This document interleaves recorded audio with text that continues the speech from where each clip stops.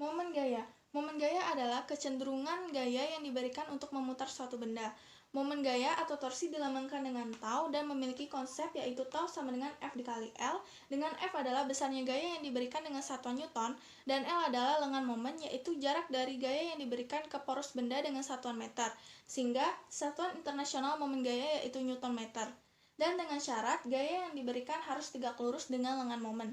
Apabila gaya yang diberikan belum tegak lurus dengan lengan momen, maka gaya harus diproyeksikan terlebih dahulu. Momen gaya adalah besaran vektor, dengan kesepakatan yaitu apabila gaya yang diberikan searah dengan jarum jam, maka nilainya bernilai positif. Sedangkan apabila gaya yang diberikan berlawanan dengan arah jarum jam, maka nilainya bernilai negatif.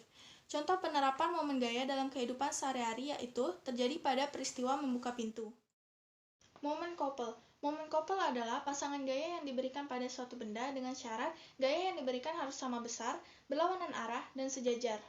Momen couple memiliki konsep yang hampir sama dengan momen gaya di mana M sama dengan F dikali D, dengan F adalah besarnya gaya yang diberikan dengan satuan Newton, dan D adalah besarnya lengan momen yaitu jarak dari gaya yang diberikan ke poros benda dengan satuan meter, sehingga satuan internasional momen couple yaitu Newton meter. Perbedaan momen couple dengan momen gaya yaitu, pada momen couple, gaya yang diberikan harus sama besar, berlawanan arah, dan sejajar, sedangkan pada momen gaya tidak. Momen inersia. Momen inersia adalah kecenderungan suatu benda untuk dapat mempertahankan keadaan gerak rotasinya. Momen inersia merupakan besaran skalar. Konsep momen inersia pada partikel yaitu I sama dengan M dikali R kuadrat, dengan M adalah massa partikel dengan satuan kilogram, dan R adalah jarak partikel ke poros dengan satuan meter, sehingga satuan momen inersia atau I yaitu kilogram meter kuadrat. Momen inersia pada beberapa benda tagar yaitu 1. Batang homogen dengan poros di pusat memiliki momen inersia I sama dengan 1/12 mL kuadrat, dengan M adalah massa batang homogen dan L adalah panjang batang homogen. 2. Batang homogen dengan poros di ujung memiliki momen inersia I sama dengan 1/3 mL kuadrat, dengan M adalah massa batang homogen dan L adalah panjang batang homogen. 3. Plat segi 4 poros di pusat memiliki momen inersia atau I yaitu 1/12 M dikali A kuadrat ditambah B kuadrat, dengan M adalah massa plat, A adalah lebar plat, serta B adalah panjang plat. 4.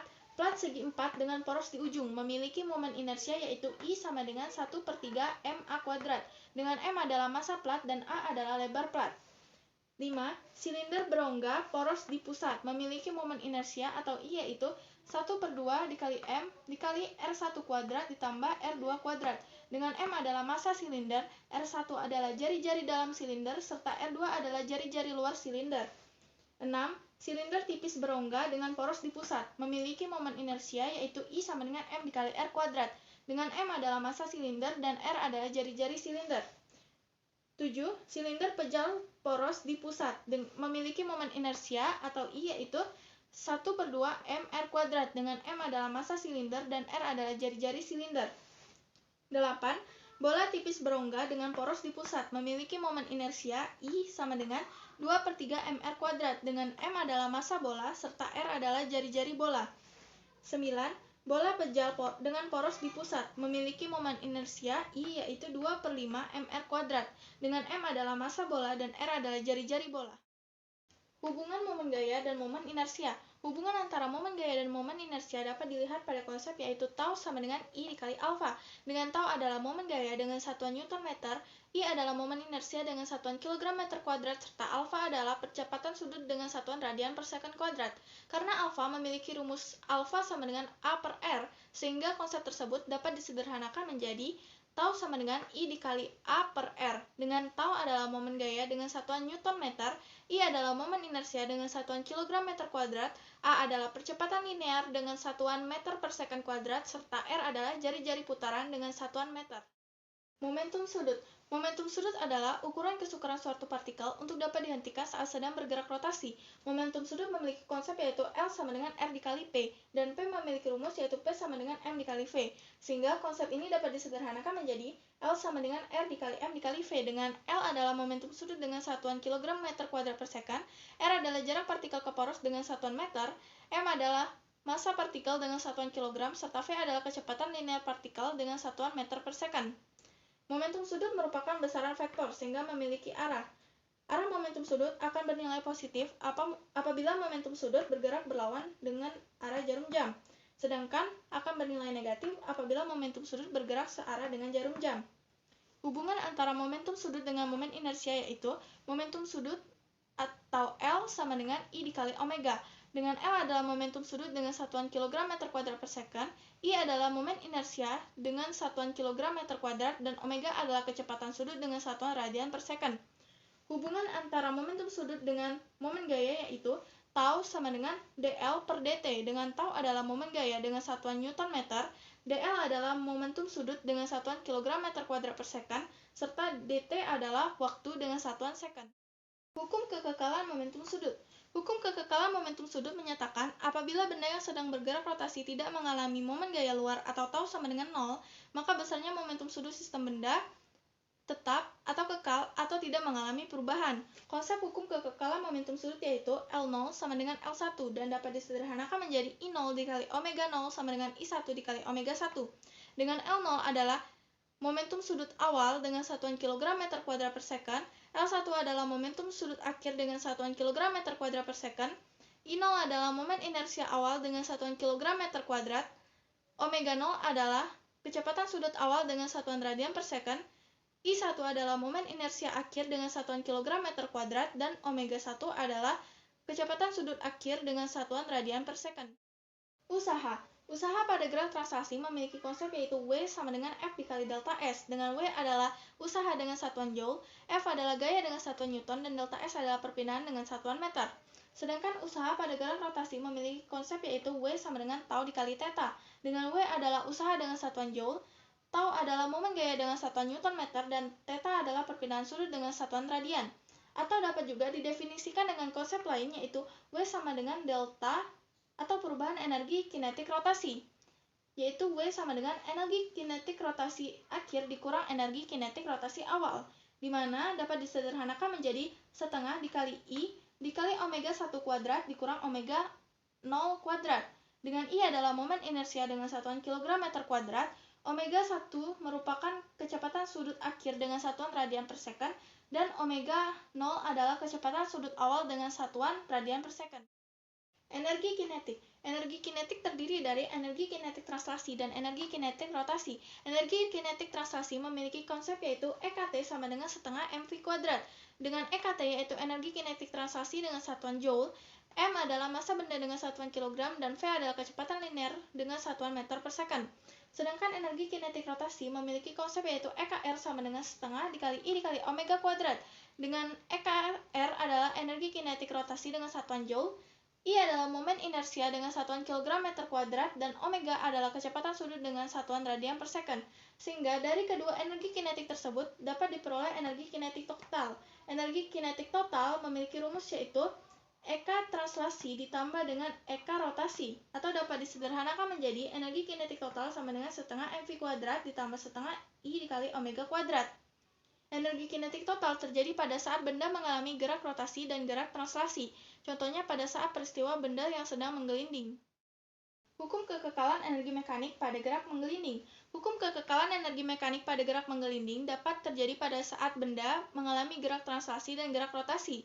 Konsep hukum kekekalan energi mekanik yaitu energi mekanik awal sama dengan energi mekanik akhir, di mana energi kinetik total awal ditambah energi potensial awal sama dengan energi kinetik total akhir ditambah energi potensial akhir, dan disederhanakan menjadi setengah dikali massa dikali kecepatan awal kuadrat ditambah setengah dikali momen inersia dikali kecepatan sudut awal kuadrat ditambah massa dikali gravitasi dikali ketinggian awal sama dengan setengah dikali massa dikali kecepatan akhir kuadrat ditambah setengah dikali momen inersia dikali kecepatan sudut akhir kuadrat ditambah massa dikali gravitasi dikali ketinggian akhir.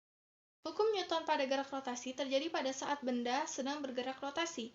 Konsep hukum Newton pada gerak rotasi yaitu F sama dengan M dikali AT, di mana F adalah gaya dengan satuan Newton, M adalah massa dengan satuan kilogram, dan AT adalah percepatan tangensial dengan satuan meter per second kuadrat. Konsep tersebut dapat disederhanakan menjadi F sama dengan M dikali alfa dikali R, di mana F adalah gaya dengan satuan Newton, M adalah massa dengan satuan kilogram, alfa adalah percepatan sudut dengan satuan radian per second kuadrat, dan R adalah jari-jari dengan satuan meter. Keseimbangan partikel. Syarat keseimbangan partikel yaitu sigma F atau resultan gayanya bernilai 0, sehingga sigma Fx sama dengan 0, sigma Fy sama dengan 0, dan sigma Fz sama dengan 0. Contoh soal yang sering muncul pada materi keseimbangan partikel yaitu mengenai gaya tegangan tali. Soal ini dapat dicari menggunakan dua cara, yaitu cara pertama dengan memproyeksikan gaya-gaya yang ada pada sumbu X dan sumbu Y, sehingga didapat resultan gayanya. Cara kedua yaitu dengan menggunakan formula sinus, dengan rumus W per sin alfa sama dengan T1 per sin beta sama dengan T2 per sin gamma. Keseimbangan benda tegar. Syarat keseimbangan benda tegar yaitu sigma F atau resultan gayanya bernilai 0, sehingga sigma Fx sama dengan 0 dan sigma Fy sama dengan 0.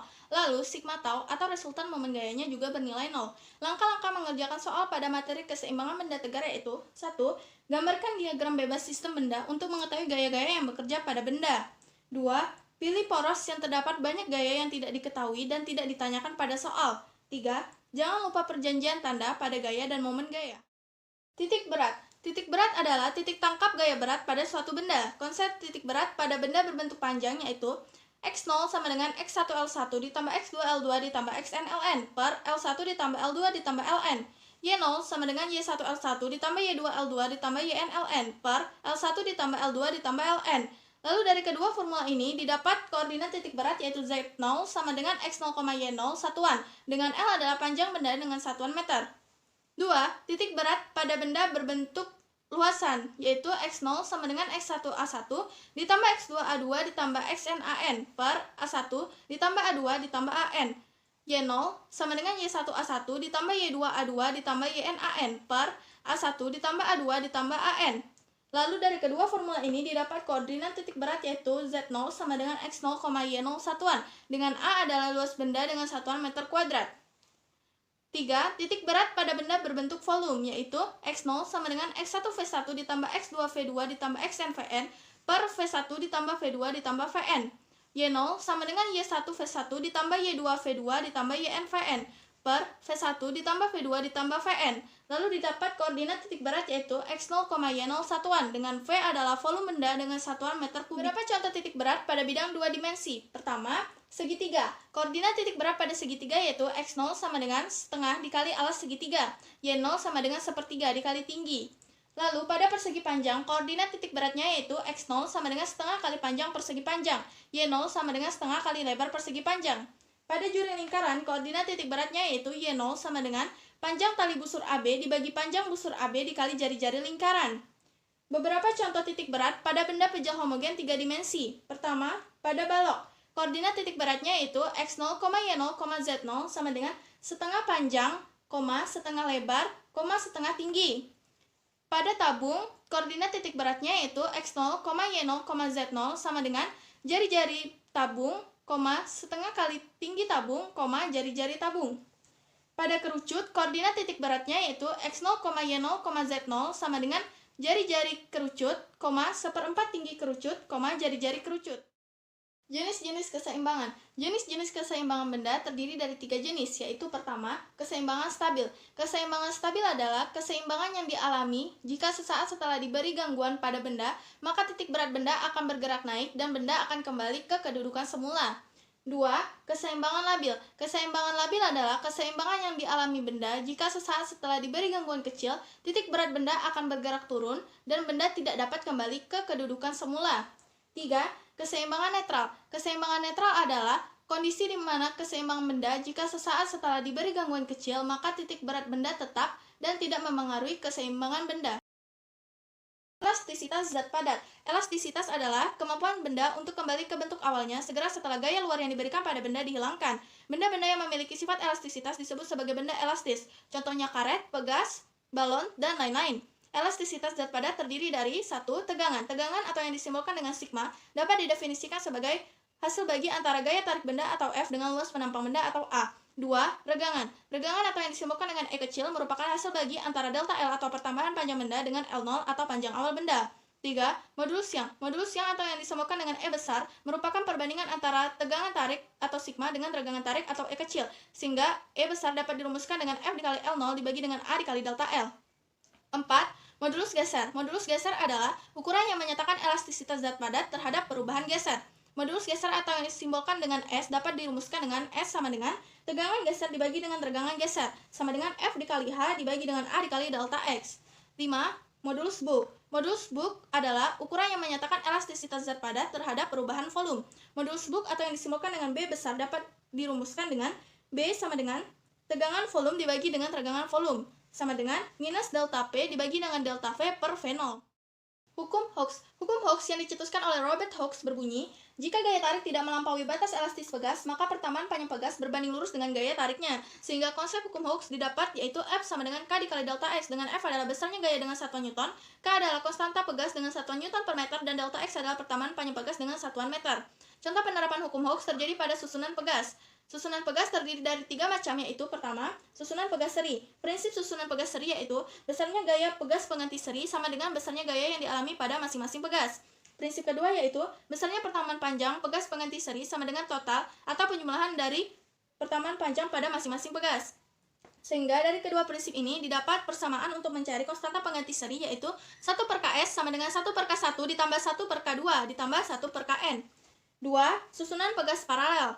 Prinsip susunan pegas paralel yaitu besarnya gaya yang dialami pada pegas pengganti paralel sama dengan penjumlahan atau total dari besarnya gaya yang dialami pada masing-masing pegas.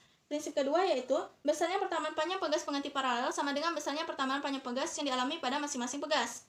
Sehingga dari kedua prinsip ini didapat konstanta pengganti pegas paralel yaitu Kp sama dengan K1 ditambah K2 ditambah Kn. 3.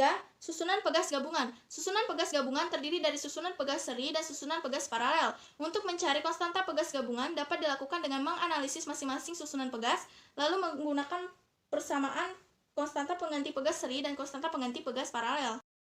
Fluida statis. Fluida adalah zat yang dapat mengalir, sehingga fluida statis dapat didefinisikan sebagai ilmu yang mempelajari sifat-sifat fluida yang diam atau tidak bergerak. Konsep tekanan pada fluida yaitu 1. Tekanan pada zat padat. Tekanan pada zat padat adalah besarnya gaya yang diberikan tegak lurus tiap satuan luas bidang, sehingga dapat dirumuskan sebagai P sama dengan F dikali A, dengan F adalah besarnya gaya dengan satuan Newton, dan A adalah luas penampang dengan satuan meter kuadrat. 2. Tekanan hidrostatis. Tekanan hidrostatis atau tekanan zat cair dapat dirumuskan dengan pH sama dengan Rho dikali G dikali H, dengan pH adalah besarnya tekanan hidrostatis dengan satuan Pascal, Rho adalah massa jenis fluida dengan satuan kilogram per meter kubik, G adalah percepatan gravitasi dengan satuan meter per second kuadrat, dan H adalah kedalaman zat cair yang dihitung dari permukaan air dengan satuan meter. 3. Tekanan atmosfer. Tekanan atmosfer adalah tekanan rata-rata udara pada keadaan normal di atas permukaan laut. Tekanan atmosfer atau disimbolkan dengan PO memiliki besar yaitu 101.325 Pascal atau sama dengan 101 dikali 10 pangkat 5 Pascal. 4. Tekanan gauge. Tekanan gauge atau P gauge sama dengan selisih dari tekanan absolut dan tekanan atmosfer. 5. Tekanan absolut. Tekanan absolut merupakan penjumlahan dari tekanan hidrostatis dan tekanan atmosfer.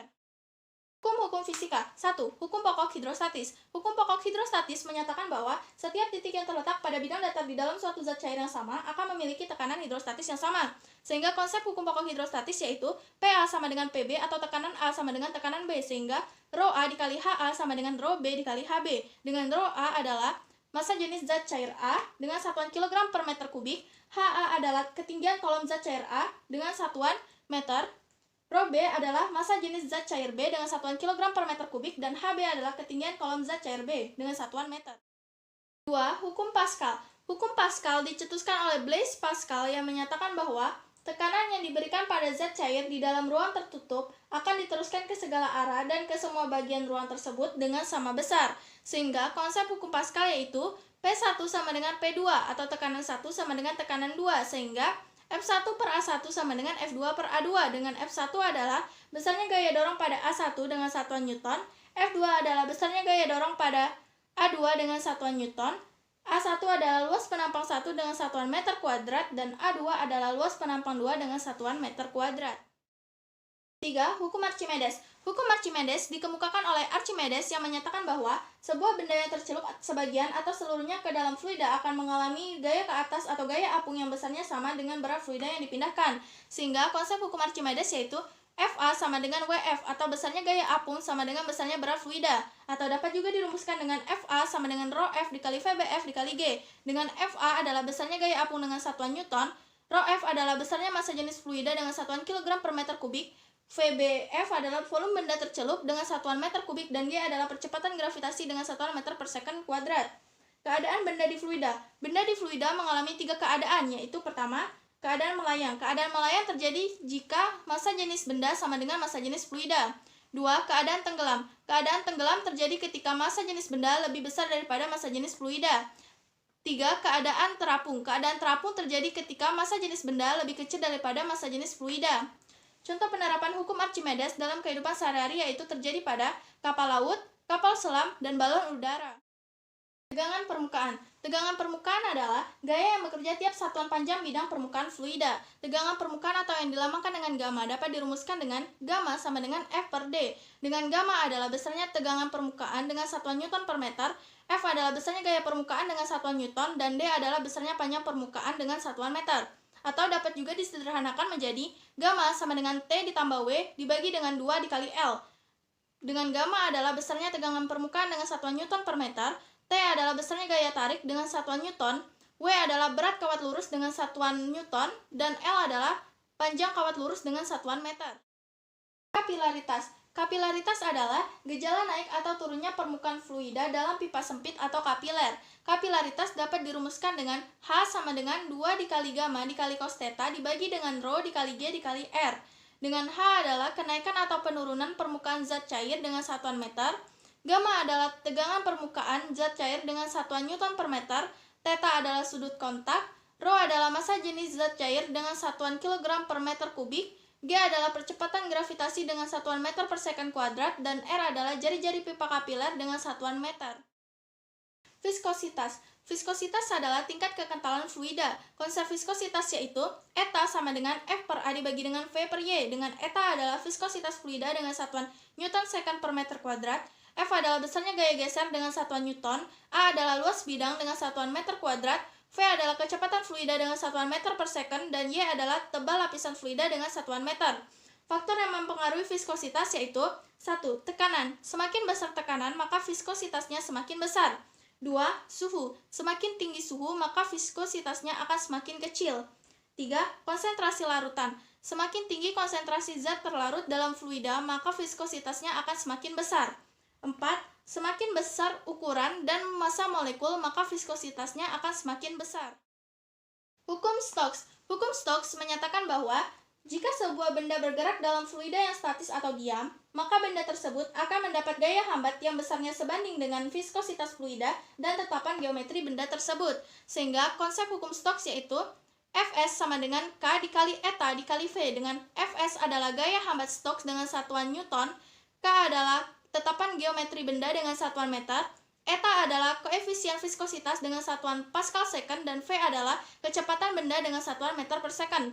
Atau dapat juga konsep untuk benda berbentuk bola yaitu Fs sama dengan 6 πr dikali eta dikali V. Dengan Fs adalah gaya hambat Stokes dengan satuan Newton, R adalah jari-jari bola dengan satuan meter, eta adalah koefisien viskositas dengan satuan Pascal second, dan V adalah kecepatan benda dengan satuan meter per second. Kecepatan terminal. Kecepatan terminal adalah kecepatan yang tercapai saat terjadi kesetimbangan gaya pada benda yang bergerak dalam fluida. Konsep kecepatan terminal yaitu V sama dengan 2gr kuadrat dikali dengan rho B dikurang rho F dibagi dengan 9 kali eta. Dengan V adalah kecepatan terminal dengan satuan meter per second, G adalah percepatan gravitasi dengan satuan meter per second kuadrat, R adalah jari-jari bola dengan satuan meter, rho B adalah massa jenis benda dengan satuan kilogram per meter kubik, rho F adalah massa jenis fluida dengan satuan kilogram per meter kubik, dan eta adalah koefisien viskositas dengan satuan Pascal second. Fluida dinamis. Fluida dinamis adalah ilmu yang mempelajari tentang sifat-sifat fluida yang bergerak dan pengaruhnya terhadap besaran lain. Terkait lintasan partikel-partikelnya, jenis-jenis aliran dalam fluida dibagi menjadi 3, yaitu 1. Aliran laminar. Aliran laminar adalah aliran yang bergerak dalam lapisan sejajar serta tidak saling berpotongan. 2. Aliran turbulen. Aliran turbulen adalah aliran yang tidak bergerak secara teratur antar garis arusnya, saling bertabrakan atau menumpuk, serta terjadi turbulensi atau pusaran pada fluidanya. 3. Aliran transisi. Aliran transisi merupakan aliran peralihan antara aliran laminar dan aliran turbulen ataupun sebaliknya. Oleh karena fluida dinamis memiliki sifat-sifat yang kompleks, oleh karena itu pada bab ini, fluida dinamis yang akan dibahas hanya dibatasi oleh fluida ideal saja. Fluida ideal adalah fluida yang memiliki syarat-syarat yaitu incompressible atau tidak termampatkan. 2. non-viscous atau tidak kental. 3. Steady atau memiliki aliran tunak, serta 4. Irrotasional atau memiliki aliran yang tidak berputar. Asas kontinuitas. Asas kontinuitas menyatakan bahwa untuk fluida tak termampatkan atau incompressible, hasil kali antara luas penampang atau A dengan besar kecepatan fluida atau V selalu tetap, sehingga persamaan asas kontinuitas yaitu Q1 sama dengan Q2 atau debit aliran 1 sama dengan debit aliran 2 dengan satuan meter kubik per second, atau dapat juga disederhanakan menjadi V1A1 sama dengan V2A2, dengan V1 adalah kecepatan aliran pertama dengan satuan meter per second, A1 adalah luas penampang pada pipa 1 dengan satuan meter kuadrat, V2 adalah kecepatan aliran kedua dengan satuan meter per second, dan A2 adalah luas penampang pipa 2 dengan satuan meter kuadrat. Asas kontinuitas yang kedua yaitu Q masuk sama dengan Q keluar, atau debit aliran yang masuk sama dengan debit aliran yang keluar. Sehingga Q1 sama dengan Q2 ditambah Q3, atau dapat juga disederhanakan menjadi V1A1 sama dengan V2A2 ditambah V3A3. Dengan V1 adalah kecepatan aliran pertama dengan satuan meter per second, A1 adalah luas penampang pipa 1 dengan satuan meter kuadrat, V2 adalah kecepatan aliran kedua dengan satuan meter per second, A2 adalah luas penampang pipa 2 dengan satuan meter kuadrat, V3 adalah kecepatan aliran ketiga dengan satuan meter per second, dan A3 adalah luas penampang pipa 3 dengan satuan meter kuadrat. Asas Bernoulli. Asas Bernoulli menyatakan bahwa untuk fluida ideal yang mengalir melalui suatu penampang, jumlah tekanan atau P, energi potensial per satuan volume atau EP per V sama dengan rho GH, dan energi kinetik per satuan volume atau EK per V sama dengan setengah rho V2 kuadrat dari fluida tersebut di setiap titik sepanjang garis arus bernilai tetap atau konstan. Sehingga persamaan untuk asas Bernoulli yaitu P ditambah rho GH ditambah setengah rho V kuadrat sama dengan konstan. Dengan P adalah tekanan dengan satuan Newton per meter kuadrat, rho adalah massa jenis fluida dengan satuan kilogram per meter kubik, G adalah percepatan gravitasi dengan satuan meter per second kuadrat, H adalah ketinggian fluida dari titik acuan dengan satuan meter, dan V adalah kecepatan fluida dengan satuan meter per second. Penerapan asas kontinuitas dan asas Bernoulli. 1. Kecepatan dan debit semburan air pada tangki yang berlubang. Kecepatan dan debit semburan air pada tangki yang berlubang dapat dicari dengan menggunakan persamaan asas Bernoulli yaitu P1 ditambah setengah rho V1 kuadrat ditambah rho GH sama dengan P2 ditambah setengah rho V2 kuadrat ditambah rho GH2. Karena P1 sama dengan P2 sama dengan P udara, V1 sama dengan 0 meter per second, V2 sama dengan V, dan H1 sama dengan H besar dikurang H2, maka persamaan ini dapat disederhanakan untuk mencari kecepatan aliran air yang mengalir melalui lubang dan jarak terjauh yang dicapai oleh air dengan menggunakan rumus V sama dengan akar dari 2 dikali G dikali H1, dengan V adalah kecepatan aliran air yang mengalir dengan satuan meter per second, G adalah percepatan gravitasi dengan satuan meter per second kuadrat, H1 adalah jarak lubang yang dihitung dari permukaan tangki, serta untuk mencari jarak terjauh yang dicapai oleh air adalah X sama dengan 2 dikali akar dari H1 dikali H2, dengan X adalah jarak terjauh yang dicapai oleh aliran air dengan satuan meter, H1 adalah ketinggian lubang yang dihitung dari permukaan tangki, dan H2 adalah ketinggian lubang yang dihitung dari dasar tangki. 2. Venturimeter. Venturimeter adalah alat yang digunakan untuk mengukur kelajuan aliran suatu fluida atau zat cair. Venturimeter dibagi menjadi dua, yaitu pertama venturimeter tanpa manometer dan kedua venturimeter dengan manometer. Untuk venturimeter tanpa manometer, karena H1 sama dengan H2 sama dengan 0, maka persamaan pada venturimeter tanpa manometer yaitu P1 dikurang P2 sama dengan setengah dikali rho dikali V2 kuadrat dikurang V1 kuadrat. Dengan P adalah tekanan dengan satuan Newton per meter kuadrat, rho adalah massa jenis fluida dengan satuan kilogram per meter kubik, V2 adalah kecepatan aliran kedua dengan satuan meter per second, dan V1 adalah kecepatan aliran pertama dengan satuan meter per second. Venturimeter dengan menggunakan manometer, V1 atau kelajuan fluida pada A1 dapat dicari dengan menggunakan rumus V1 sama dengan A2 dikali akar dari 2 kali rho aksen dikurang rho dikali GH dibagi dengan rho dikali A1 kuadrat dikurang A2 kuadrat. Dengan V1 adalah kelajuan fluida pada A1 dengan satuan meter per second, A2 adalah luas penampang pipa 2 dengan satuan meter kuadrat, rho aksen adalah massa jenis fluida pada manometer dengan satuan kilogram per meter kubik, rho adalah massa jenis fluida yang diukur kecepatannya dengan satuan kilogram per meter kubik, G adalah percepatan gravitasi dengan satuan meter per second kuadrat, H adalah perbedaan ketinggian fluida pada manometer dengan satuan meter, A1 adalah luas penampang pipa 1 dengan satuan meter kuadrat, dan A2 adalah luas penampang pipa 2 dengan satuan meter kuadrat. Lalu, untuk mencari V2 atau kelajuan fluida pada A2 dapat dicari dengan menggunakan rumus V2 sama dengan A1 dikali akar dari 2 dikali rho aksen dikurang rho dikali GH dibagi dengan rho dikali A1 kuadrat dikurang A2 kuadrat. dengan V2 adalah kelajuan fluida pada A2 dengan satuan meter per second, A1 adalah luas penampang pipa 1 dengan satuan meter kuadrat, Rho aksen adalah massa jenis fluida pada manometer dengan satuan kilogram per meter kubik, Rho adalah massa jenis fluida yang diukur kecepatannya dengan satuan kilogram per meter kubik, G adalah percepatan gravitasi dengan satuan meter per second kuadrat, H adalah perbedaan ketinggian fluida pada manometer dengan satuan meter, A1 adalah luas penampang pipa 1 dengan satuan meter kuadrat, dan A2 adalah luas penampang pipa 2 dengan satuan meter kuadrat.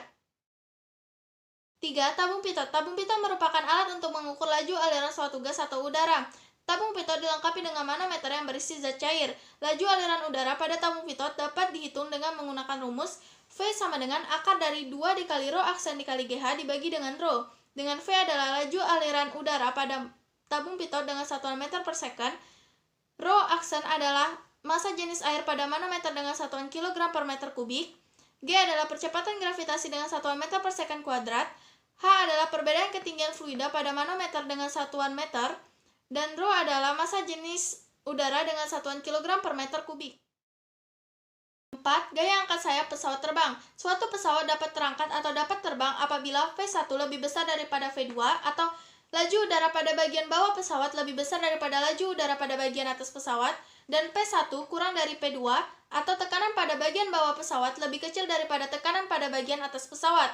Persamaan untuk menghitung gaya angkat pesawat yaitu F sama dengan F1 dikurang F2 sama dengan setengah dikali Rho dikali V2 kuadrat dikurang V1 kuadrat dikali A. Dengan F1 adalah gaya dorong pesawat ke atas dengan satuan Newton, F2 adalah gaya dorong pesawat ke bawah dengan satuan Newton, Rho adalah massa jenis udara dengan satuan kilogram per meter kubik, V2 adalah kelajuan udara pada bagian atas pesawat dengan satuan meter per second, V1 adalah kelajuan udara pada bagian bawah pesawat dengan satuan meter per second, dan A adalah luas penampang sayap pesawat dengan satuan meter kuadrat. Termometer. Termometer merupakan alat ukur suhu. Suhu merupakan besaran yang menyatakan panas atau dinginnya suatu benda terhadap suatu ukuran standar. Jenis-jenis skala termometer terbagi menjadi 4, yaitu skala Celsius, Reaumur, Fahrenheit, dan Kelvin. Konsep hubungan keempat skala tersebut yaitu TC banding TR banding TF-32 banding TK-273 sama dengan 5 banding 4 banding 9 banding 5. Dengan TC adalah termometer Celsius, TR adalah termometer Reaumur, TF adalah termometer Fahrenheit, dan TK adalah termometer Kelvin. Untuk membandingkan dua termometer dengan skala yang berbeda dapat dilakukan dengan menggunakan konsep TAC dikurang TC dibagi dengan TC dikurang TBC sama dengan TAX dikurang TX dibagi dengan TX dikurang TBX. Dengan TAC adalah titik tetap atas termometer Celsius, TC adalah suhu pada skala Celsius, TBC adalah titik tetap bawah dalam skala Celsius, TAX adalah titik tetap atas dalam skala X, TX adalah suhu dalam skala X, dan TBX adalah titik tetap bawah dalam skala X. Pemuaian zat padat. Pemuaian merupakan pertambahan ukuran benda. Pemuaian zat padat dibagi menjadi 3, yaitu pemuaian panjang, pemuaian luas, dan pemuaian volume. 1. Pemuaian panjang. Ketika suatu batang dipanaskan atau mengalami perubahan suhu, maka batang tersebut akan mengalami perubahan ukuran. Sehingga konsep pemuaian panjang yaitu delta L sama dengan alfa dikali L0 dikali delta T, atau dapat juga disederhanakan sehingga menjadi L sama dengan L0 dikali 1 ditambah alfa dikali delta T, dengan L adalah panjang akhir dengan satuan meter, L0 adalah panjang awal dengan satuan meter, alfa adalah koefisien muai panjang dengan satuan derajat Celcius pangkat min 1 atau Kelvin pangkat min 1, dan delta T adalah perubahan suhu dengan satuan derajat Celcius atau Kelvin. Contoh peristiwa pada pemuaian panjang yaitu terjadi pada rel kereta api dan kabel pada tiang listrik. 2. Pemuaian luas. Jika suatu zat padat atau sebuah plat dipanaskan, maka plat tersebut akan mengalami pertambahan luas dengan tebal atau tinggi zat padat tersebut diabaikan terhadap luasnya.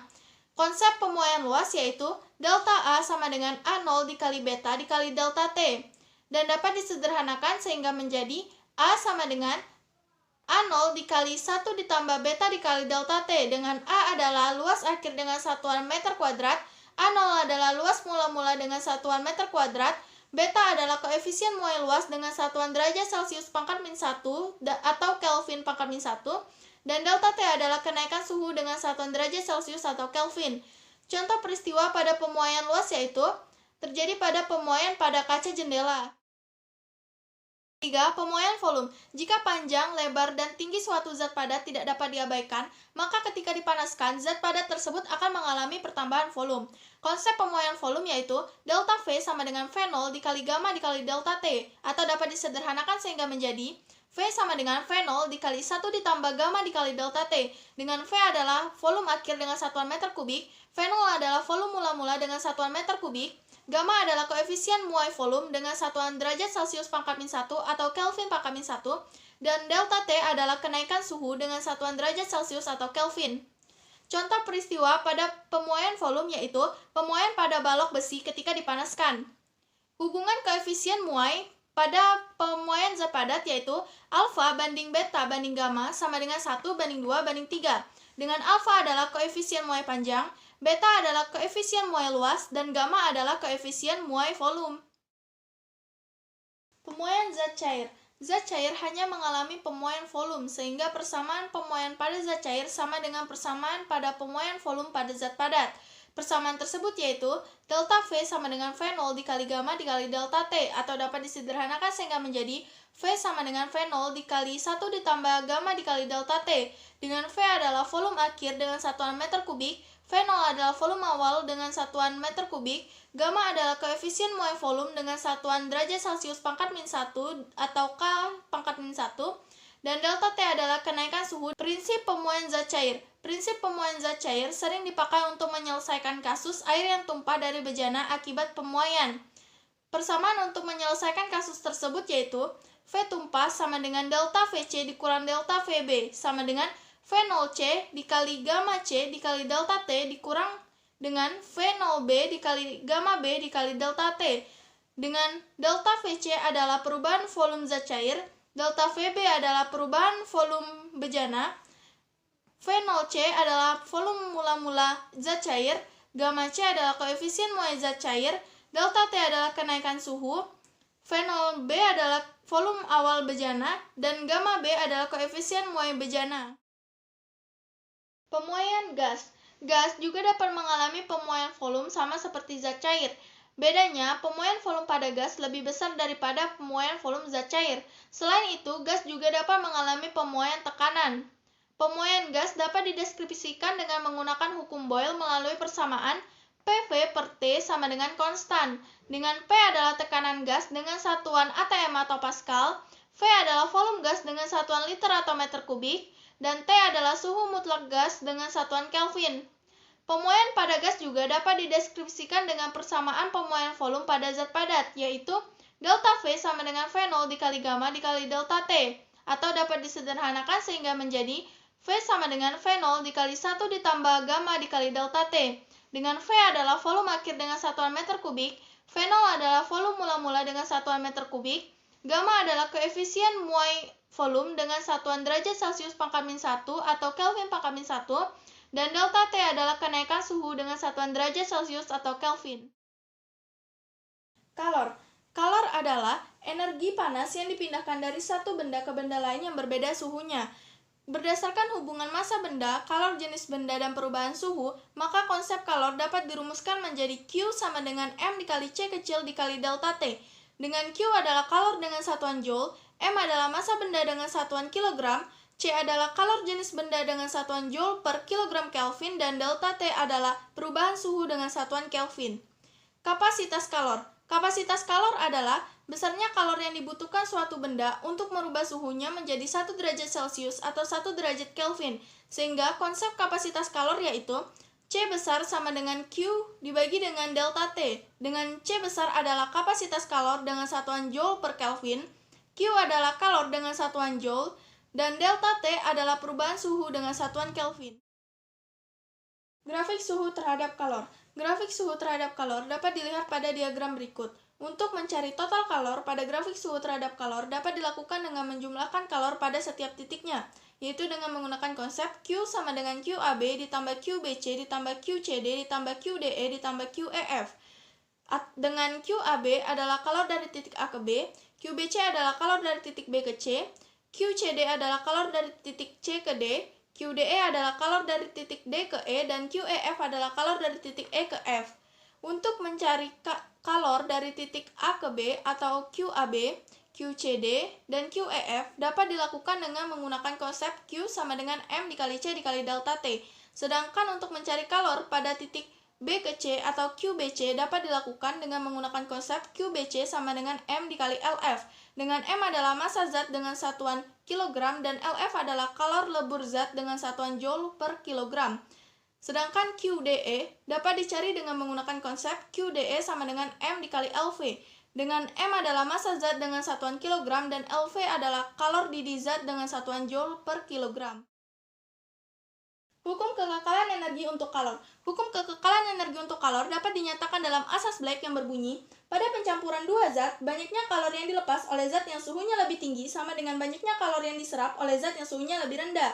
Sehingga konsep hukum kekekalan energi untuk kalor yaitu Q lepas sama dengan Q terima, atau kalor yang dilepas sama dengan kalor yang diterima, sehingga M1 dikali C1 dikali delta T1 sama dengan M2 dikali C2 dikali delta T2. Dengan M1 adalah massa benda yang melepas kalor dengan satuan kilogram, C1 adalah kalor jenis benda yang melepas kalor dengan satuan joule per kilogram derajat Celcius, delta T1 adalah perubahan suhu pada benda yang melepas kalor dengan satuan derajat Celcius, M2 adalah massa benda yang menerima kalor dengan satuan kilogram, C2 adalah kalor jenis benda yang menerima kalor dengan satuan joule per kilogram derajat Celcius, dan delta T2 adalah perubahan suhu pada benda yang menerima kalor dengan satuan derajat Celcius. Hubungan kalor. 1. Hubungan kalor dengan energi listrik. Hubungan kalor dengan energi listrik dapat dituliskan pada konsep Q sama dengan eta dikali E listrik, dengan Q adalah kalor dengan satuan joule, eta adalah efisiensi listrik, dan E listrik adalah energi listrik dengan satuan joule. Dan dengan rumus E listrik sama dengan V kuadrat per R dikali dengan T. Dengan V adalah tegangan listrik dengan satuan volt, R adalah hambatan alat listrik dengan satuan ohm, dan T adalah waktu dengan satuan second. 2. Hubungan kalor dengan usaha dan gaya gesek. Hubungan kalor dengan usaha dan gaya gesek dapat dituliskan pada konsep kalor sama dengan usaha gesek sama dengan gaya gesek dikali perpindahan sama dengan koefisien gesekan dikali gaya normal dikali dengan perpindahan. Perpindahan kalor. Terdapat 3 macam perpindahan kalor, yaitu konduksi, konveksi, dan radiasi. 1. Konduksi. Konduksi merupakan perpindahan kalor yang terjadi pada suatu zat tanpa disertai perpindahan partikel-partikel suatu zat tersebut. Persamaan laju kalor konduksi yaitu Q per T sama dengan K dikali A kali delta T per L, dengan Q adalah kalor dengan satuan joule, T adalah waktu dengan satuan second, K adalah konduktivitas termal dengan satuan W per MK, A adalah luas penampang dengan satuan meter kuadrat, delta T adalah perubahan suhu dengan satuan Kelvin, dan L adalah panjang atau lebar benda dengan satuan meter. Contoh peristiwa konduksi yaitu terjadi pada permukaan gelas yang terasa panas ketika dituangkan air panas ke dalam gelas. Berdasarkan kemampuan menghantarkan kalor, zat padat dibedakan menjadi 2, yaitu konduktor merupakan zat padat atau benda yang dapat menghantarkan kalor dengan baik. Contohnya besi, tembaga, dan baja. 2. Isolator. Isolator merupakan benda yang sukar atau tidak dapat menghantarkan kalor. Contohnya plastik, kayu, dan kertas. 2. Konveksi. Konveksi merupakan perpindahan kalor yang disertai dengan perpindahan partikel-partikel zat tersebut. Perpindahan secara konveksi dibagi menjadi 2, yaitu konveksi alamiah dan konveksi paksa. Konveksi alamiah merupakan konveksi yang aliran fluidanya terjadi karena perbedaan massa jenis. Sedangkan konveksi paksa merupakan konveksi yang aliran fluidanya digerakkan secara sengaja dengan bantuan suatu alat. Persamaan laju kalor konveksi yaitu Q per T sama dengan H dikali A dikali delta T. Dengan Q adalah kalor dengan satuan joule, T adalah waktu dengan satuan second, H adalah koefisien konveksi dengan satuan W per M kuadrat K, A adalah luas permukaan perpindahan kalor dengan satuan meter kuadrat, delta T adalah perubahan suhu dengan satuan Kelvin atau derajat Celcius. Contoh peristiwa konveksi yaitu terjadi pada gerakan naik turun air pada saat dipanaskan. 3. Radiasi. Radiasi merupakan perpindahan kalor tanpa melalui zat perantara. Persamaan laju kalor radiasi yaitu Q per T sama dengan E dikali sigma dikali A dikali T pangkat 4. Dengan Q adalah kalor dengan satuan joule, T adalah waktu dengan satuan second, E adalah emisivitas benda, sigma adalah tetapan Stefan Boltzmann senilai 5,67 dikali 10 pangkat min 8 W per M kuadrat K, A adalah luas permukaan dengan satuan meter kuadrat, dan T adalah suhu mutlak benda dengan satuan Kelvin. Contoh peristiwa radiasi dalam kehidupan sehari-hari yaitu panas matahari yang sampai ke bumi dan tangan akan terasa panas saat di dekat perapian. Konsep gas ideal. Gas ideal merupakan gas-gas yang memenuhi karakteristik yaitu 1. Partikel gas sangat banyak. 2. Setiap partikel gas bergerak dengan arah acak. 3. Ukuran partikel gas dapat diabaikan terhadap wadah yang ditempatinya. 4. Setiap tumbukan yang terjadi bersifat lenting sempurna sehingga tidak ada energi yang hilang. 5. Partikel gas terdistribusi merata dalam seluruh ruangan. 6. Untuk setiap partikel gas berlaku hukum Newton tentang gerak. Hukum-hukum yang mendasari persamaan keadaan gas ideal. 1. Hukum Boyle. Hukum Boyle menyatakan bahwa jika suhu gas yang berada dalam bejana tertutup dipertahankan konstan, maka tekanan gas berbanding terbalik dengan volumenya. Sehingga konsep hukum Boyle yaitu P dikali V sama dengan konstan, dengan P adalah tekanan gas dengan satuan Newton per meter kuadrat dan V adalah volume gas dengan satuan meter kubik. 2. Hukum Charles. Hukum Charles menyatakan bahwa pada tekanan tetap, volume gas ideal dengan massa tertentu akan berbanding lurus dengan suhu mutlaknya, sehingga konsep hukum Charles yaitu V per T sama dengan konstan, dengan V adalah volume gas dengan satuan meter kubik dan T adalah suhu mutlak gas dengan satuan Kelvin. 3. Hukum Gay-Lussac. Hukum Gay-Lussac menyatakan bahwa jika volume gas yang berada dalam bejana tertutup dipertahankan konstan, maka tekanan gas sebanding dengan suhu mutlaknya, sehingga konsep hukum Gay-Lussac yaitu P per T sama dengan konstan, dengan P adalah tekanan gas dengan satuan Newton per meter kuadrat, dan T adalah suhu mutlak gas dengan satuan Kelvin. Hubungan hukum Boyle, hukum Charles, dan hukum Gay-Lussac dapat dituliskan pada persamaan PV per T sama dengan konstan, dengan P adalah tekanan gas dengan satuan Newton per meter kuadrat, V adalah volume gas dengan satuan meter kubik, dan T adalah suhu mutlak gas dengan satuan Kelvin.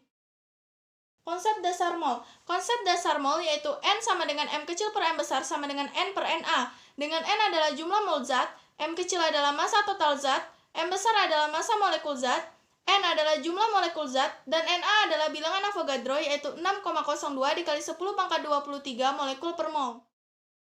Persamaan keadaan gas ideal. Terdapat dua macam persamaan keadaan gas ideal, yaitu pertama, persamaan keadaan gas ideal pertama, yaitu PV sama dengan N kecil dikali R dikali T, dengan P adalah tekanan dengan satuan Pascal atau ATM, V adalah volume dengan satuan meter kubik atau liter, N kecil adalah jumlah zat dengan satuan mol, R adalah tetapan gas ideal yaitu 0,082 LATM per mol K, dan T adalah suhu mutlak dengan satuan Kelvin. Kedua, persamaan umum gas ideal yang kedua, yaitu PV sama dengan N besar dikali K dikali T, dengan P adalah tekanan dengan satuan Pascal atau ATM, V adalah volume dengan satuan meter kubik, N besar adalah jumlah partikel atau molekul gas, K adalah tetapan Boltzmann senilai 1,38 dikali 10 pangkat minus 23 Joule per Kelvin, dan T adalah suhu mutlak dengan satuan Kelvin. Tekanan gas ideal. Ketika suatu gas berada dalam suatu ruangan tertutup, maka gas tersebut akan senantiasa memberikan tekanan pada dinding-dinding ruangan karena partikel-partikel gas tersebut senantiasa bergerak atau bertumbukan dengan dinding-dinding ruangan. Sehingga konsep tekanan gas ideal yaitu P sama dengan 1/3 dikali M0 dikali N dikali V kecil kuadrat dibagi dengan V besar. Dengan P adalah tekanan dengan satuan Newton per meter kuadrat atau Pascal, M0 adalah massa satu molekul gas dengan satuan kilogram, N adalah jumlah partikel atau molekul gas, V kecil adalah kecepatan rata-rata partikel gas dengan satuan meter per second, dan V besar adalah volume gas dengan satuan meter kubik. Energi kinetik. 1. Hubungan antara tekanan dengan energi kinetik gas. Hubungan antara tekanan dengan energi kinetik gas terdapat dalam konsep EK sama dengan 3/2 dikali PV per N besar, dengan EK adalah energi kinetik rata-rata dengan satuan Joule, P adalah tekanan gas dengan satuan Pascal, V adalah volume gas dengan satuan meter kubik, dan N besar adalah jumlah partikel atau molekul gas. Lalu, hubungan antara energi kinetik dengan suhu gas terdapat dalam konsep EK sama dengan 3/2 dikali nRT per N besar, dengan EK adalah energi kinetik rata-rata dengan satuan Joule, N kecil adalah jumlah zat atau mol, R adalah tetapan gas ideal yaitu senilai 0,082 LATM per mol K, T adalah suhu mutlak gas dengan satuan Kelvin, dan N besar adalah jumlah molekul atau partikel gas. Kecepatan efektif partikel gas. Kecepatan efektif partikel gas dapat didefinisikan sebagai akar dari rata-rata kuadrat kecepatan partikel-partikel gas, atau dapat ditulis menjadi VRMS sama dengan akar dari V kuadrat rata-rata, dengan VRMS adalah kecepatan efektif partikel gas dengan satuan meter per second, V V rata-rata adalah kecepatan rata-rata partikel gas dengan satuan meter per second. Hubungan antara kecepatan efektif partikel gas dengan suhu dapat dituliskan pada konsep Vrms sama dengan akar dari 3kT dibagi dengan M0. Dengan Vrms yaitu kecepatan efektif partikel gas dengan satuan meter per second, K adalah konstanta Boltzmann senilai 1,38 dikali 10 pangkat minus 23 Joule per Kelvin, T adalah suhu mutlak dengan satuan Kelvin, dan M0 adalah massa satu molekul gas dengan satuan kilogram. Teorema ekuipartisi. Teorema ekuipartisi menyatakan bahwa setiap derajat kebebasan berkontribusi sebesar setengah kT terhadap energi sistem partikel gas. Derajat kebebasan yaitu cara yang dapat digunakan oleh partikel gas untuk menyerap energi. Sehingga konsep teorema ekuipartisi yaitu energi mekanik rata-rata sama dengan energi kinetik rata-rata sama dengan derajat kebebasan partikel atau molekul gas dikali dengan setengah dikali konstanta Boltzmann senilai 1,38 dikali 10 pangkat minus 23 Joule per Kelvin dan dikali T, yaitu suhu mutlak dengan satuan Kelvin. Energi dalam gas. Energi dalam gas merupakan total energi kinetik seluruh molekul gas yang terdapat di dalam suatu wadah tertutup. Konsep energi dalam gas yaitu U sama dengan N dikali EK sama dengan N dikali V dikali setengah kT. Dengan U adalah energi dalam gas dengan satuan Joule, N adalah jumlah partikel atau molekul gas, EK adalah energi kinetik rata-rata dengan satuan Joule, V adalah derajat kebebasan gas, K adalah tetapan Boltzmann senilai 1,38 dikali 10 pangkat minus 23 Joule per Kelvin, dan T adalah suhu mutlak gas dengan satuan Kelvin. Konsep dasar termodinamika. Pada termodinamika dikenal sistem dan lingkungan. Sistem adalah segala sesuatu yang menjadi objek pengamatan yang dibatasi oleh batas-batas fisik atau konsepsi matematis tertentu. Sedangkan lingkungan adalah segala sesuatu di luar sistem. Sistem dibagi menjadi 3, yaitu sistem terisolasi, sistem tertutup, dan sistem terbuka. Sistem terisolasi adalah sistem yang tidak memungkinkan terjadinya pertukaran kalor dan perpindahan materi. Sistem terbuka adalah sistem yang memungkinkan terjadinya pertukaran kalor tetapi tidak memungkinkan terjadinya perpindahan materi. Sedangkan sistem terbuka adalah sistem yang memungkinkan terjadinya pertukaran kalor dan perpindahan materi antara lingkungan dan sistemnya. Usaha dalam termodinamika. Konsep usaha dalam termodinamika dapat dituliskan pada persamaan W sama dengan P dikali delta V sama dengan P dikali V2 dikurang V1, dengan W adalah usaha mekanik gas dalam satuan Joule, P adalah tekanan gas dalam satuan Pascal, delta V adalah perubahan volume dalam satuan meter kubik, dan V2 adalah volume gas kedua dalam satuan meter kubik, dan V1 adalah volume gas pertama dalam satuan meter kubik. Kapasitas kalor. Kapasitas kalor merupakan besaran terukur yang menunjukkan banyaknya kalor dilepas atau diserap suatu benda atau sistem untuk menurunkan atau menaikkan suhunya. Sehingga konsep kapasitas kalor dapat dituliskan sebagai C sama dengan Q per delta T. Dengan C adalah kapasitas kalor dengan satuan Joule per Kelvin, Q adalah kalor dengan satuan Joule, dan delta T adalah perubahan suhu dengan satuan Kelvin. Sementara itu, untuk kapasitas kalor pada tekanan yang tetap dapat dituliskan pada konsep Cp sama dengan Qp per delta T. Dengan Cp adalah kapasitas kalor pada tekanan tetap dengan satuan Joule per Kelvin, Qp adalah kalor pada tekanan tetap dengan satuan Joule, dan delta T adalah perubahan suhu dengan satuan Kelvin. Untuk kapasitas kalor pada volume tetap dapat dituliskan pada konsep Cv sama dengan Qp per delta T.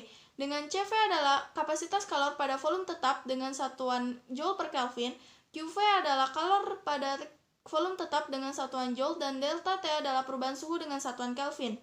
Pada kapasitas kalor dikenal juga konstanta Laplace. Konstanta Laplace yaitu perbandingan antara kapasitas kalor pada tekanan tetap dengan kapasitas kalor pada volume tetap, sehingga konsepnya dapat ditulis gamma sama dengan Cp per Cv. Dengan gamma adalah konstanta Laplace, Cp adalah kapasitas kalor pada tekanan tetap dengan satuan Joule per Kelvin, dan Cv adalah kapasitas kalor pada volume yang tetap dengan satuan Joule per Kelvin. Perubahan energi dalam. Energi dalam sistem merupakan total dari energi yang terkandung dalam sebuah sistem, baik dari energi kinetik, potensial, maupun thermal. Konsep perubahan energi dalam sistem pada termodinamika yaitu delta U sama dengan F per 2 NR delta T. Dengan delta U adalah perubahan energi dalam dengan satuan Joule, F adalah derajat kebebasan, N adalah jumlah zat dalam satuan mol, R adalah tetapan gas ideal, yaitu 8,314 Joule per mol Kelvin, dan delta T adalah perubahan suhu mutlak dengan satuan Kelvin. Proses-proses termodinamika. Terdapat 4 macam proses termodinamika, yaitu proses isotermik, isobarik, isohorik, dan adiabatik. Proses isotermik. Proses isotermik merupakan proses termodinamika yang terjadi pada suhu yang tetap. Untuk grafik hubungan antara tekanan dan volume pada proses isotermik dapat dilihat pada diagram berikut. Konsep proses isotermik yaitu W sama dengan nRT ln V2 per V1, dengan W adalah usaha dengan satuan joule, N adalah jumlah zat dengan satuan mol, R adalah tetapan gas ideal yaitu 8,314 joule per mol Kelvin, T adalah suhu mutlak dengan satuan Kelvin, V2 adalah volume akhir dengan satuan meter kubik, dan V1 adalah volume mula-mula dengan satuan meter kubik. 2. Proses isobarik. Proses isobarik merupakan proses termodinamika yang terjadi pada tekanan tetap. Grafik hubungan antara tekanan dan volume pada proses isobarik dapat dilihat pada diagram berikut. Konsep proses isobarik yaitu W sama dengan P dikali delta V sama dengan P dikali V2 dikurang V1. Dengan W adalah usaha dengan satuan joule, P adalah tekanan dalam satuan Pascal, delta V adalah perubahan volume dalam satuan meter kubik, V2 adalah volume akhir dengan satuan meter kubik, dan V1 adalah volume mula-mula dengan satuan meter kubik. 3. Proses isohorik. Proses isohorik merupakan proses termodinamika yang terjadi pada volume yang tetap. Grafik hubungan antara tekanan dan volume pada proses isohorik dapat dilihat pada diagram berikut. Konsep proses isohorik yaitu P per T sama dengan konstan, dengan P adalah tekanan dengan satuan Pascal dan T adalah suhu mutlak dalam satuan Kelvin. 4. Proses adiabatik. Proses adiabatik adalah proses termodinamika yang tidak mengalami pertukaran kalor. Grafik hubungan antara tekanan dan volume pada proses adiabatik dapat dilihat pada diagram berikut. Konsep proses adiabatik yaitu W sama dengan 1 per 1 dikurang gamma dikali P2V2 dikurang P1V1, dengan W adalah usaha dalam satuan joule, gamma adalah konstanta Laplace, P2 adalah tekanan akhir dengan satuan Pascal, V2 adalah volume akhir dengan satuan meter kubik, P1 adalah tekanan mula-mula dengan satuan Pascal, dan V1 adalah volume mula-mula dengan satuan meter kubik. Hukum 1 termodinamika. Hukum 1 termodinamika menyatakan bahwa meskipun energi panas atau kalor telah berubah menjadi usaha luar dan perubahan energi dalam, tetapi jumlah seluruh energi itu selalu tetap. Sehingga secara matematis, hukum 1 termodinamika dapat ditulis pada konsep delta U sama dengan Q dikurang W, dengan delta U adalah perubahan energi dalam satuan joule, Q adalah kalor dalam satuan joule, dan W adalah usaha dalam satuan joule. Hukum 1 termodinamika dalam proses isotermik berlaku yaitu Q sama dengan W, dengan Q adalah kalor dalam satuan joule dan W adalah usaha dalam satuan joule. Kedua, hukum 1 termodinamika dalam proses isobarik yaitu delta U sama dengan Q dikurang P dikali delta V, dengan delta U adalah perubahan energi dalam satuan joule, Q adalah kalor dalam satuan joule, P adalah tekanan dalam satuan Pascal, dan delta V adalah perubahan volume dalam satuan meter kubik. Sementara itu, hukum 1 termodinamika dalam proses isohorik berlaku yaitu delta U sama dengan Q, dengan delta U adalah perubahan energi dalam satuan joule dan Q adalah kalor dalam satuan joule. Lalu, hukum 1 termodinamika pada proses adiabatik berlaku yaitu delta U sama dengan minus W, dengan delta U adalah perubahan energi dalam satuan joule dan W adalah usaha dalam satuan joule. Siklus termodinamika. Siklus termodinamika merupakan proses termodinamika yang menyebabkan terjadinya perubahan kalor menjadi usaha maupun kebalikannya. Grafik siklus termodinamika dapat dilihat pada diagram berikut. Pada proses AB, gas memuai secara adiabatik dengan usaha pada gas merupakan luas bidang AB V2V1 dan berharga positif. Sedangkan pada proses BC, gas dimampatkan secara isotermik dengan usaha yang dilakukan pada gas merupakan luas bidang BC V1V2 yang berharga negatif. Sedangkan pada proses CA, gas tidak melakukan usaha karena berada pada volume tetap. Untuk mencari usaha total atau WABCA dapat dilakukan dengan mentotalkan WAB, WBC, dan WCA, atau dapat juga dengan menghitung luas kurva tertutup pada diagram PV. Hukum 2 termodinamika. Dalam kaitannya dengan efisiensi mesin kalor, hukum 2 termodinamika dapat dinyatakan melalui pernyataan Kevin Planck dan Clausius. Pernyataan Kevin Planck menyatakan bahwa tidak mungkin membuat mesin kalor yang bekerja melalui suatu siklus yang semata-mata menyerap kalor dari sebuah reservoir panas dan mengubah seluruh kalor tersebut menjadi kerja atau usaha. Sedangkan pernyataan Clausius menyatakan bahwa tidak mungkin membuat sebuah mesin yang bekerja melalui suatu siklus yang secara terus-menerus mengalirkan energi atau kalor dari benda yang bersuhu lebih rendah ke benda yang bersuhu lebih tinggi secara spontan tanpa adanya input energi melalui kerja atau usaha. Mesin kalor. Mesin kalor merupakan alat yang dapat mengubah energi dalam suatu sistem menjadi energi mekanik. Konsep usaha dalam mesin kalor dapat dinyatakan dalam persamaan W sama dengan Q total sama dengan Q1 dikurang Q2. Dengan W adalah usaha pada mesin kalor dalam satuan joule, Q total adalah kalor total dalam satuan joule, Q1 adalah kalor masuk mesin dalam satuan joule, dan Q2 adalah kalor keluar mesin dalam satuan joule. Efisiensi mesin kalor dapat dinyatakan dalam konsep eta sama dengan W per Q1 sama dengan Q2 dikurang Q1 per Q1 sama dengan 1 dikurang Q2 per Q1. Dengan eta adalah efisiensi mesin kalor dalam persen, W adalah usaha pada mesin kalor dengan satuan joule, Q1 adalah kalor masuk mesin dengan satuan joule, Q2 adalah kalor keluar mesin dengan satuan joule. Mesin pendingin. Contoh mesin pendingin yang dapat kita jumpai dalam kehidupan sehari-hari yaitu kulkas. Pada dasarnya, cara kerja mesin pendingin merupakan kebalikan dari cara kerja mesin kalor. Konsep usaha pada mesin pendingin dapat dinyatakan dalam Q1 sama dengan W ditambah Q2.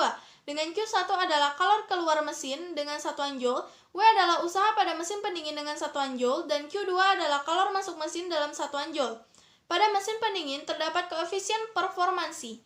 Koefisien performansi merupakan perbandingan antara jumlah kalori yang diserap pada mesin pendingin dengan usaha yang diberikan pada sistem.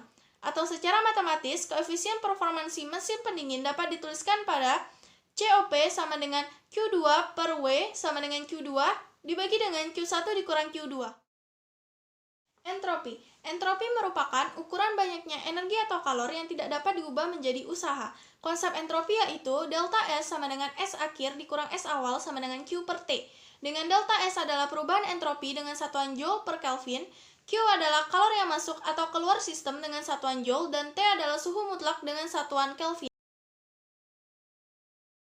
Gelombang. Gelombang merupakan getaran yang merambat secara terus-menerus. Berdasarkan mediumnya, gelombang dibedakan menjadi gelombang mekanik, yaitu gelombang yang membutuhkan medium dalam perambatannya, contohnya gelombang tali dan gelombang air, dan gelombang elektromagnetik, yaitu gelombang yang dapat merambat dengan atau tanpa adanya medium, contohnya gelombang radio dan gelombang mikro.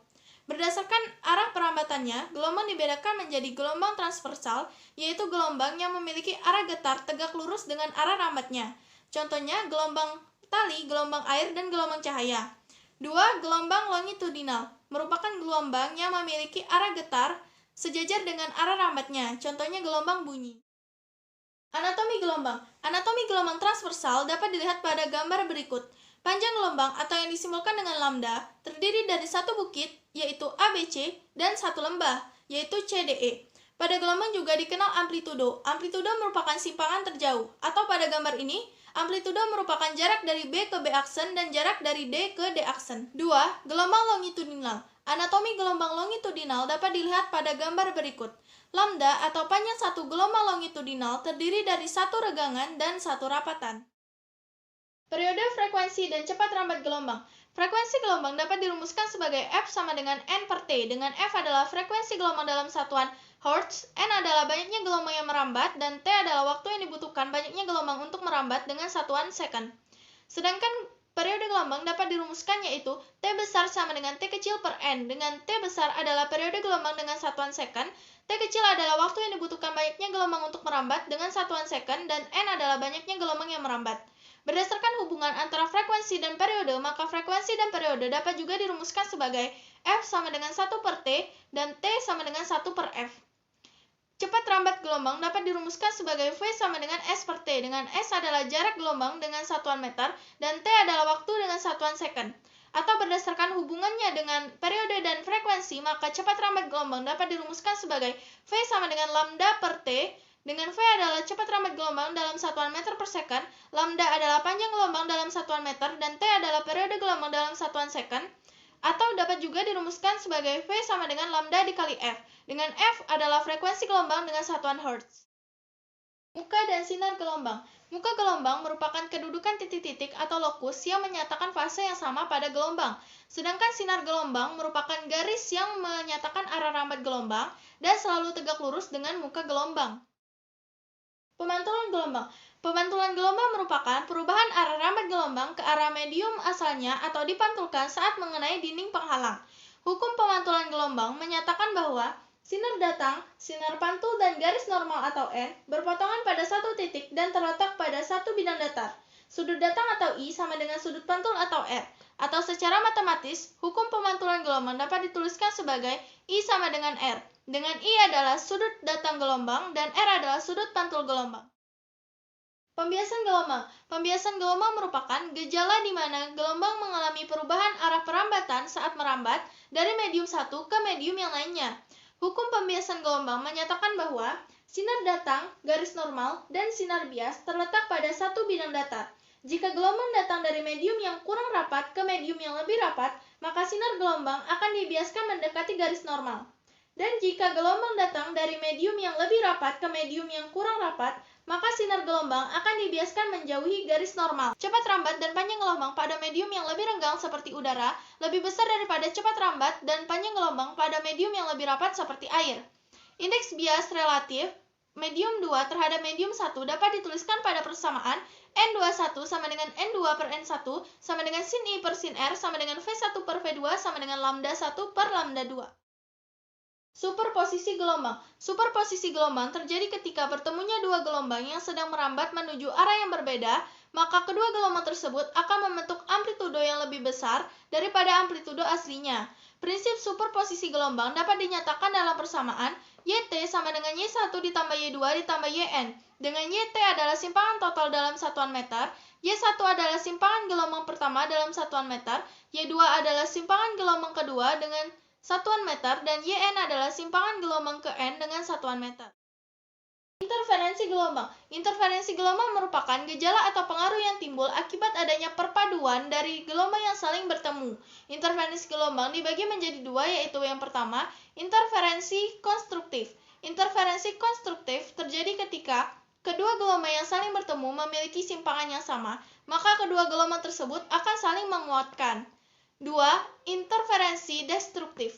Interferensi destruktif terjadi ketika kedua gelombang yang saling bertemu memiliki simpangan yang berbeda, maka kedua gelombang tersebut akan saling melemahkan. Difraksi gelombang. Difraksi gelombang merupakan gejala di mana gelombang mengalami perubahan arah rambat gelombang saat melewati sebuah penghalang atau celah, sehingga penyebab difraksi gelombang yaitu adanya penghalang yang menghalangi perambatan gelombang ataupun adanya celah yang menghalangi perambatan gelombang. Simpangan titik pada gelombang berjalan. Simpangan titik pada gelombang berjalan di titik O dapat dicari dengan menggunakan persamaan Y0 sama dengan A sin omega T sama dengan A sin 2 pi V0. Dengan Y0 adalah simpangan pada titik O dalam satuan meter, A adalah amplitudo gelombang dalam satuan meter, omega adalah kecepatan sudut dalam satuan radian per second, T adalah waktu dalam satuan second, dan V0 adalah fase pada gelombang di titik O. Sementara itu, simpangan titik pada gelombang di titik P dapat dicari dengan menggunakan persamaan YP sama dengan plus minus A sin omega T plus minus Kx dengan kesepakatan bahwa untuk nilai amplitudo apabila gelombang bergerak ke atas, maka nilai amplitudo atau A-nya bernilai positif, sedangkan apabila gelombang bergerak ke bawah, maka nilai amplitudo atau A bernilai negatif. Dan untuk nilai sudut fase, apabila gelombang bergerak ke sumbu X positif atau ke kanan, maka omega T dikurang Kx, sementara apabila gelombang bergerak ke sumbu X negatif atau bergerak ke kiri, maka omega T ditambah Kx.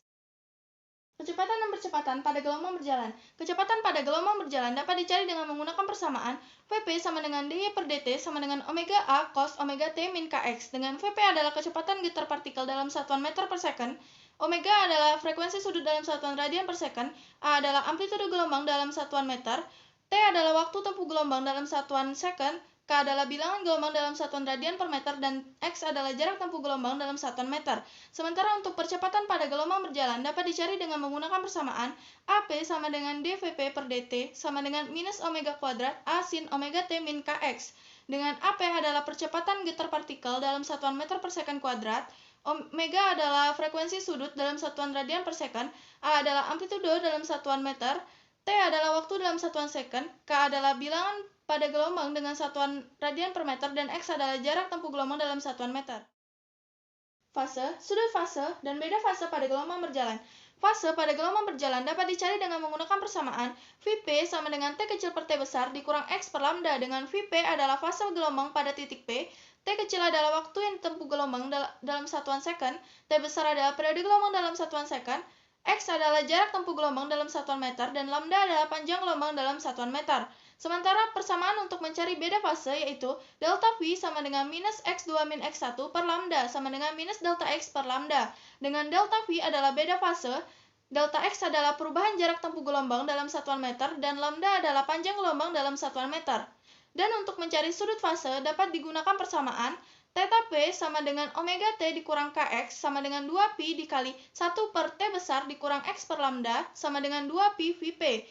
Dengan theta P adalah sudut fase dalam satuan radian atau derajat, dan Vp adalah fase pada gelombang di titik P. Gelombang stasioner ujung terikat. Gelombang stasioner dengan ujung terikat memiliki karakteristik yaitu terbentuk dari adanya interferensi antara gelombang datang dan gelombang pantul. Gelombang datang dan gelombang pantul memiliki fase yang berbeda serta terjadi interferensi destruktif yang saling melemahkan. Persamaan simpangan pada gelombang stasioner dengan ujung terikat secara matematis dapat ditulis yaitu Yp sama dengan 2A sin Kx cos omega T, atau dapat juga ditulis dengan Yp sama dengan Ap cos omega T. Dengan Yp adalah simpangan partikel pada gelombang stasioner dalam satuan meter, Ap adalah amplitudo pada gelombang stasioner dalam satuan meter, omega adalah frekuensi sudut dalam satuan radian per second, dan T adalah waktu dalam satuan second. Gelombang stasioner ujung bebas. Gelombang stasioner ujung bebas memiliki karakteristik yaitu gelombang datang dan gelombang pantul memiliki fase yang sama serta terjadi interferensi konstruktif yang saling menguatkan. Persamaan simpangan pada gelombang stasioner dengan ujung bebas secara matematis dapat ditulis Yp sama dengan 2A cos Kx sin omega T, atau dapat juga ditulis dengan Yp sama dengan Ap sin omega T. Dengan Yp adalah simpangan partikel pada gelombang stasioner dengan ujung bebas dalam satuan meter, Ap adalah amplitudo gelombang stasioner dalam satuan meter, omega adalah frekuensi sudut dalam satuan radian per second, dan T adalah waktu dalam satuan second. Titik simpul dan titik perut. Titik simpul merupakan titik pada gelombang stasioner yang memiliki simpangan terkecil atau minimum, sedangkan titik perut merupakan titik pada gelombang stasioner yang memiliki simpangan terbesar atau maksimum. Konsep titik simpul dan titik perut pada gelombang stasioner dengan ujung terikat secara matematis dapat ditulis Sn sama dengan 2n dikali 1/4 lambda, dan Pn sama dengan 2n plus 1 dikali 1/4 lambda. Dengan Sn adalah letak simpul ke n dalam satuan meter, dan Pn adalah letak perut ke n dalam satuan meter, dan lambda adalah panjang gelombang dalam satuan meter. Sementara itu, untuk gelombang stasioner dengan ujung bebas, konsep titik simpul dan titik perutnya secara matematis dapat ditulis Sn sama dengan 2n plus 1 dikali 1/4 lambda, dan Pn sama dengan 2n dikali 1/4 lambda. Dengan Sn adalah letak titik simpul ke n dalam satuan meter, Pn adalah letak titik perut ke n dalam satuan meter, dan lambda adalah panjang gelombang dalam satuan meter. Energi gelombang. Besaran energi gelombang berbanding lurus dengan kuadrat dari amplitudonya, sehingga secara matematis dapat ditulis dengan E sama dengan setengah KY kuadrat, dengan E adalah energi gelombang dalam satuan joule, K adalah konstanta, dan Y adalah amplitudo gelombang dalam satuan meter. Atau dapat disederhanakan sehingga menjadi E sama dengan 2pi kuadrat mf kuadrat Y kuadrat. Daya gelombang atau yang disimbolkan dengan P dapat didefinisikan sebagai energi gelombang yang dihasilkan tiap satuan waktu, atau secara matematis dapat ditulis dengan P sama dengan E per T, dengan P adalah daya gelombang dalam satuan watt, E adalah energi gelombang dalam satuan joule, T adalah waktu dalam satuan second, atau dapat juga disederhanakan menjadi P sama dengan 2pi kuadrat rho A VF kuadrat Y kuadrat. Intensitas gelombang atau yang disimbolkan dengan I dapat didefinisikan sebagai daya gelombang yang dihasilkan tiap satuan luas bidang, atau secara matematis dapat ditulis dengan I sama dengan P per A, dengan I adalah intensitas gelombang dalam satuan watt per meter kuadrat, P adalah daya gelombang dalam satuan watt, dan A adalah luas bidang dalam satuan meter kuadrat. Hubungan antara intensitas gelombang dengan jarak tempat dari sumber gelombang secara matematis dapat ditulis dengan I2 per I1 sama dengan R1 per R2 kuadrat. Dengan I2 adalah intensitas gelombang pada tempat 2, I1 adalah intensitas gelombang pada tempat 1, R1 adalah jarak tempat 1 ke sumber gelombang, dan R2 adalah jarak tempat 2 ke sumber gelombang. Bunyi sebagai gelombang mekanik longitudinal.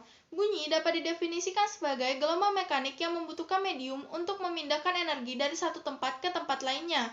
3 syarat agar bunyi dapat terdengar yaitu adanya sumber bunyi, adanya medium perambatan dapat berupa zat padat, zat cair maupun zat gas, dan adanya pendengar atau penerima bunyi.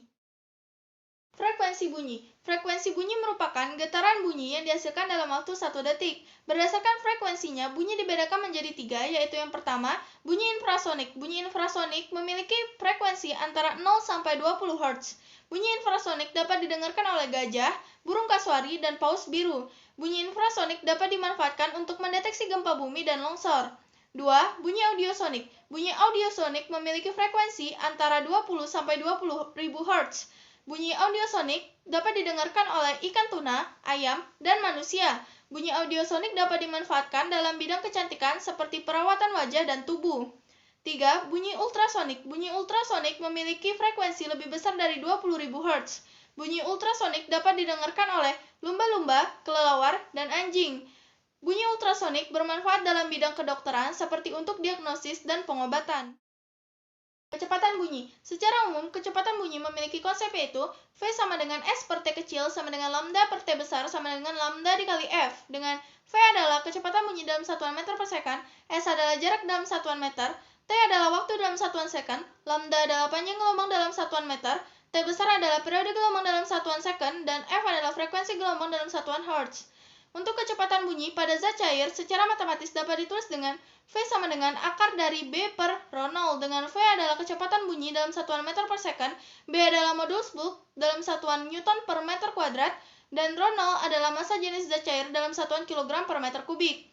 Untuk kecepatan bunyi pada zat padat, secara matematis dapat ditulis dengan V sama dengan akar dari E per ρ0, dengan V adalah kecepatan bunyi dalam satuan meter per second, E adalah modulus Young dalam satuan Newton per meter kuadrat, dan ρ0 adalah massa jenis zat padat dalam satuan kilogram per meter kubik. Untuk kecepatan bunyi pada zat gas secara matematis dapat ditulis dengan V sama dengan akar dari gamma dikali P0 per ρ0, dengan V adalah kecepatan bunyi dalam satuan meter per second, gamma adalah konstanta Laplace, P0 adalah tekanan gas dalam satuan Pascal, dan ρ0 adalah massa jenis zat gas dalam satuan kilogram per meter kubik. Nada, desak, kekuatan bunyi, dan warna bunyi. Nada merupakan bunyi dengan frekuensi tertentu yang teratur, sedangkan desak merupakan bunyi dengan frekuensi yang tidak teratur. Warna bunyi atau timbre merupakan kekhasan setiap bunyi meskipun memiliki frekuensi yang sama dengan bunyi yang lainnya. Sementara kekuatan bunyi merupakan kuat lemahnya bunyi yang terdengar. Resonansi bunyi. Resonansi merupakan kecenderungan suatu sistem untuk bergetar dengan amplitudo yang lebih besar pada frekuensi tertentu sebagai respon terhadap penggetar dari luar sistem. Contoh peristiwa resonansi yang dapat kita jumpai dalam kehidupan sehari-hari yaitu terjadi pada senar dan pipa organa. Konsep panjang gelombang dan frekuensi gelombang pada senar dan pipa organa dengan ujung terbuka adalah sama, dan memiliki konsep yaitu lambda n-1 sama dengan 2L per N, dan Fn-1 sama dengan N per 2L dikali V, dengan lambda adalah panjang gelombang dalam satuan meter, L adalah panjang senar atau pipa dalam satuan meter, N adalah bilangan bulat positif seperti 1, 2, 3, dan seterusnya, F adalah frekuensi gelombang dalam satuan Hertz, dan V adalah cepat rambat gelombang dalam satuan meter per second. Sementara itu, konsep panjang gelombang dan frekuensi gelombang pada pipa organa dengan ujung tertutup yaitu lambda n-1 sama dengan 4L per 2n-1, dan Fn-1 sama dengan 2n-1 per 4L dikali V, dengan lambda adalah panjang gelombang dalam satuan meter, L adalah panjang pipa dalam satuan meter, N adalah bilangan bulat positif, F adalah frekuensi gelombang dalam satuan Hertz, dan V adalah cepat rambat gelombang dalam satuan meter per second.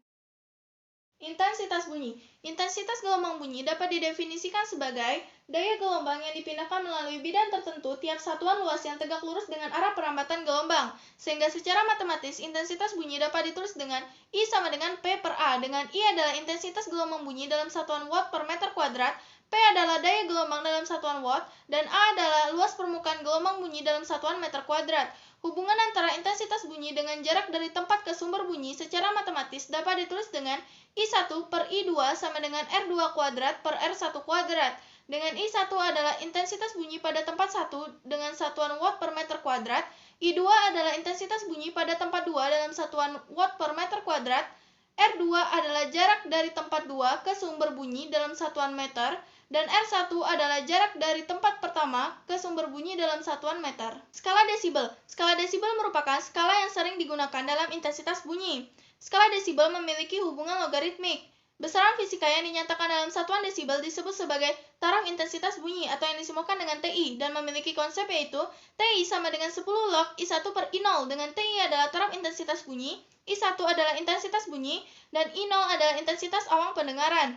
Hubungan antara jumlah sumber bunyi identik N1 dan N2 dengan TI1 dan TI2 dapat dituliskan pada konsep TI2 sama dengan TI1 ditambah 10 log N2 per N1.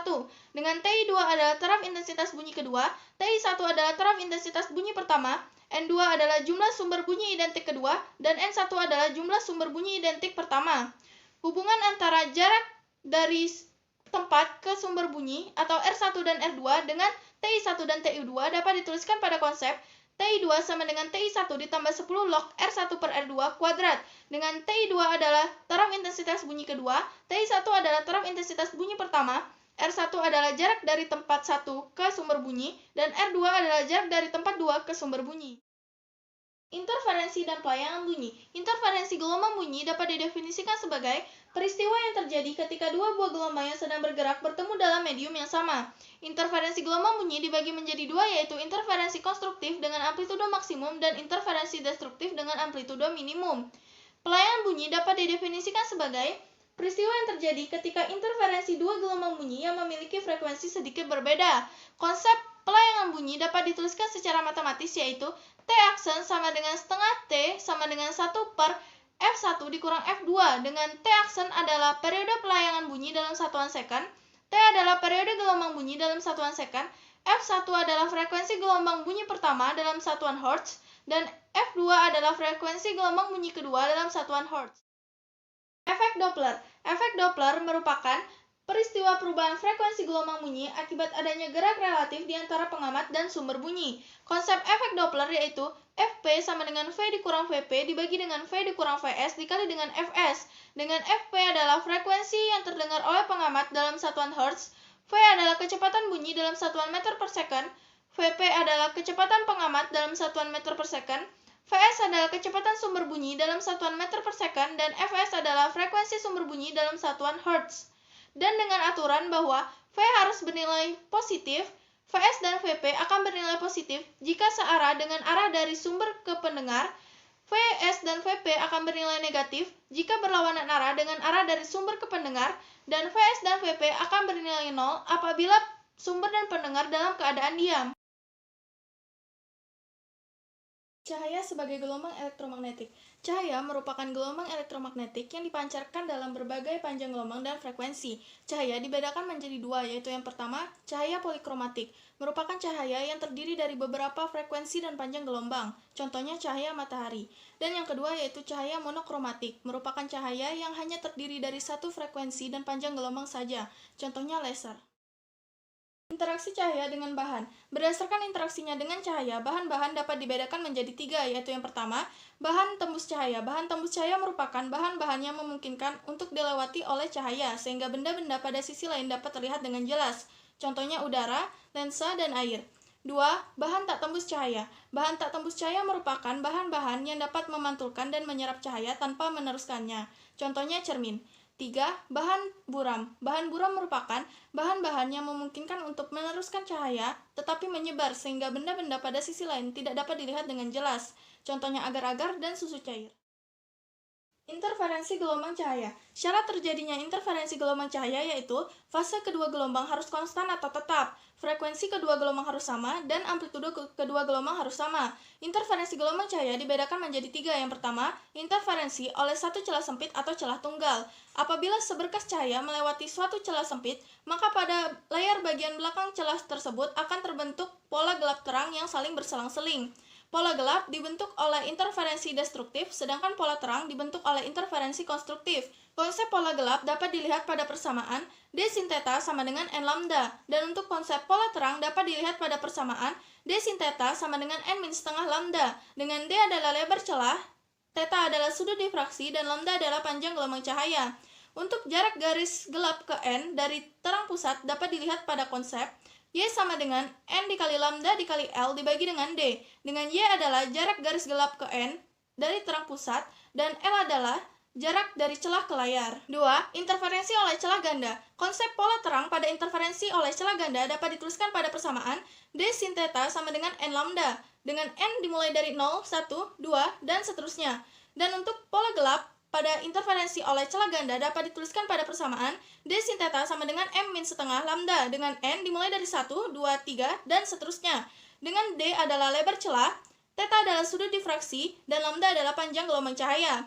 Untuk konsep jarak garis gelap ke N dari terang pusat dapat dituliskan pada persamaan Y sama dengan N lambda dikali L dibagi dengan D, dengan Y adalah jarak garis gelap ke N dari terang pusat dan L adalah jarak dari celah ke layar. 3. Interferensi cahaya oleh lapisan tipis. Konsep interferensi konstruktif atau interferensi maksimum pada interferensi cahaya oleh lapisan tipis dapat dituliskan pada persamaan 2ND cos R sama dengan M min setengah lambda, dengan M dimulai dari 1, 2, 3, dan seterusnya.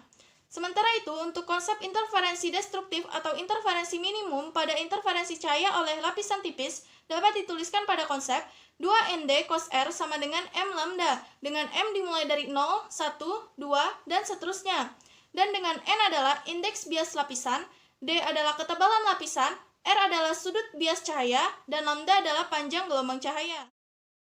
Difraksi cahaya oleh kisi. Difraksi cahaya oleh kisi adalah pelenturan muka gelombang ketika melewati celah-celah sejajar yang mempunyai lebar sama dan jarak antar celah teratur. Konsep pita terang pada difraksi cahaya oleh kisi dapat dituliskan pada persamaan D sin theta sama dengan N lambda, atau dapat juga dirumuskan dengan D sama dengan 1 per N besar, dengan D adalah jarak antar celah, theta adalah sudut difraksi, N kecil adalah bilangan asli yang dimulai dari 1, 2, 3, dan seterusnya, lambda adalah panjang gelombang cahaya, dan N besar adalah tetapan kisi. Pada difraksi cahaya oleh kisi dikenal juga kriteria Rayleigh. Kriteria Rayleigh menyatakan bahwa dua benda titik tepat dapat dipisahkan jika pusat dari pola difraksi benda pertama berimpit dengan minimum pertama dari benda kedua, sehingga konsep kriteria Rayleigh dapat dituliskan pada persamaan sin theta M sama dengan 1,22 lambda per dm, dan dm memiliki rumus yaitu dm sama dengan 1,22 lambda L per d, dengan lambda adalah panjang gelombang cahaya, dm adalah daya urai, L adalah jarak benda dari lensa, dan d adalah diameter celah. Polarisasi cahaya. Polarisasi cahaya adalah peristiwa terserapnya sebagian intensitas suatu berkas cahaya oleh suatu bahan. Polarisasi cahaya dibedakan menjadi 4. Yang pertama, polarisasi karena absorpsi selektif. Pada polarisasi absorpsi, ketika cahaya berhasil melewati suatu celah, maka cahaya tersebut disebut sebagai cahaya yang terpolarisasi dan hanya memiliki satu bidang getar saja. Konsep polarisasi karena absorpsi selektif dapat dituliskan pada persamaan I sama dengan IM cos kuadrat theta, dengan I adalah intensitas cahaya setelah melalui dua bidang polarisator, IM adalah intensitas cahaya yang terpolarisasi, dan theta adalah sudut antara kedua bahan polarisator. 2. Polarisasi karena pemantulan dan pembiasan. Karena sudut sinar yang dipantulkan oleh bahan tegak lurus terhadap sinar yang dibiaskan oleh bahan, maka theta P ditambah theta R sama dengan 90 derajat. Lalu, karena indeks bias medium 2 relatif terhadap indeks bias medium 1, maka tan theta P sama dengan indeks bias. Lalu yang ketiga, terdapat polarisasi karena hamburan. Polarisasi karena hamburan, contoh peristiwanya yaitu terdapat pada langit yang berwarna biru ketika cuaca cerah. Lalu yang terakhir, terdapat polarisasi karena pemutaran bidang polarisasi. Pemantulan cahaya. Pada pemantulan cahaya terdapat berkas cahaya. Berkas cahaya dibagi menjadi 3, yaitu berkas cahaya sejajar, berkas cahaya mengumpul, dan berkas cahaya menyebar. Pemantulan cahaya dibagi menjadi 2 jenis. Pertama, pemantulan cahaya teratur, yaitu pemantulan cahaya yang terjadi pada bidang datar, contohnya pemantulan pada cermin, dan pemantulan baur, yaitu pemantulan cahaya yang terjadi pada bidang yang kasar, contohnya pemantulan pada pakaian, kertas, dan aspal. Hukum pemantulan cahaya menyatakan bahwa sudut datang, sudut pantul, dan garis normal berpotongan pada satu titik dan terletak pada satu bidang datar, serta sudut sinar datang atau I sama dengan sudut sinar pantul atau R. Pemantulan pada cermin datar. Sifat-sifat bayangan pada cermin datar yaitu 1. Tidak dapat ditangkap dengan layar atau bayangan maya. 2. Tegak dan menghadap berlawanan arah terhadap bendanya. 3. Ukuran bayangan sama dengan ukuran bendanya. Serta 4. Jarak bayangan ke cermin sama dengan jarak dari benda ke cermin. Langkah-langkah untuk melukiskan pembentukan bayangan pada cermin datar dapat dilakukan dengan mengikuti prosedur berikut, yaitu pertama, lukiskan sebuah sinar dari benda menuju ke cermin dan sinar tersebut dipantulkan ke mata atau sesuai dengan hukum pemantulan cahaya. 2. Lukiskan sinar kedua dari benda ke cermin dan sinar tersebut dipantulkan ke mata. 3. Lukiskan perpanjangan sinar-sinar pantul tersebut di belakang cermin dan lukiskan bayangan benda di belakang cermin pada titik potong dari perpanjangan sinar-sinar pantul. Untuk menentukan jumlah bayangan pada pemantulan cermin datar dapat dilakukan dengan menggunakan rumus N sama dengan 360 derajat per alfa dikurang M. Dengan N adalah jumlah bayangan, alfa adalah sudut apit kedua cermin, dan M bernilai 1 jika 360 derajat per alfa adalah genap, dan M bernilai 0 apabila 360 derajat per alfa bernilai ganjil. Pemantulan pada cermin lengkung. Cermin lengkung dibedakan menjadi dua, yaitu cermin cembung dan cermin cekung. 1. Pemantulan pada cermin cekung. Cermin cekung disebut juga cermin konvergen karena bersifat mengumpulkan cahaya. Anatomi cermin cekung dapat dilihat pada gambar berikut, yaitu berupa irisan permukaan bola dan bagian mengilatnya terdapat pada bagian dalam bola. Sinar-sinar istimewa pada cermin cekung yaitu sinar datang sejajar dengan sumbu utama, maka bayangan akan dipantulkan melalui titik fokus atau F. 2. Sinar datang sejajar titik fokus atau F, maka bayangan akan dipantulkan sejajar dengan sumbu utama. 3. Sinar datang melalui titik pusat kelengkungan cermin atau M, maka bayangan akan dipantulkan melalui titik itu juga. Untuk melukiskan pembentukan bayangan pada cermin cekung dapat dilakukan dengan mengikuti langkah-langkah berikut, yaitu 1. Pilih sebuah titik di atas benda dan lukiskan dua sinar datang melalui titik tersebut menuju cermin. 2. Setelah kedua sinar datang mengenai cermin, pantulkan keduanya dengan mengikuti kaidah sinar-sinar istimewa pada cermin cekung. 3. Tandai titik potong sinar-sinar pantul sebagai tempat bayangan. 4. Lukis bayangan pada titik perpotongan sinar-sinar pantul tersebut. Terdapat 4 sifat-sifat bayangan pada pemantulan cermin cekung. Yang pertama, jika benda terletak di depan pusat kelengkungan atau pada titik M, maka bayangan yang terbentuk bersifat nyata, terbalik, diperkecil, dan terletak di antara titik pusat kelengkungan cermin atau titik M dan titik fokus atau F. 2. Jika benda terletak di antara titik pusat kelengkungan cermin dan titik fokus, maka bayangan yang dihasilkan akan bersifat nyata, terbalik, diperbesar, dan terletak di depan M. 3. Jika benda terletak di antara titik fokus atau F dan vertex atau titik O, maka bayangan yang dihasilkan akan bersifat maya, diperbesar, tegak, dan terletak di belakang cermin. 4. Jika benda terletak di titik pusat kelengkungan cermin atau titik M, maka bayangan yang dihasilkan akan bersifat nyata, terbalik, dan terletak di titik pusat kelengkungan cermin atau titik M juga. Pada pemantulan cermin cekung dikenal juga istilah aberasi sferis. Aberasi sferis merupakan keadaan di mana bayangan yang terbentuk pada pemantulan cahaya di cermin cekung memiliki kelainan seperti terbentuknya bayangan yang kabur. 2. Pemantulan pada cermin cembung. Sinar-sinar istimewa pada cermin cembung yaitu pertama, sinar datang sejajar sumbu utama akan dipantulkan seolah-olah berasal dari titik fokus atau F. 2. Sinar datang seolah-olah menuju titik fokus atau F akan dipantulkan sejajar dengan sumbu utama. 3. Sinar datang seolah-olah menuju titik pusat kelengkungan cermin atau titik M akan dipantulkan seolah-olah sinar datang dari titik tersebut. Untuk melukiskan bayangan pada pemantulan cermin cembung dapat dilakukan dengan mengikuti langkah-langkah berikut, yaitu pertama, pilih sebuah titik di atas benda dan lukis dua sinar datang melalui titik tersebut menuju cermin. 2. Setelah sinar-sinar datang mengenai cermin, pantulkan keduanya dengan mengikuti kaidah sinar-sinar istimewa pada cermin cembung. 3. Tandai titik potong sinar-sinar pantul atau titik potong perpanjangan sinar-sinar pantul sebagai tempat bayangan. 4.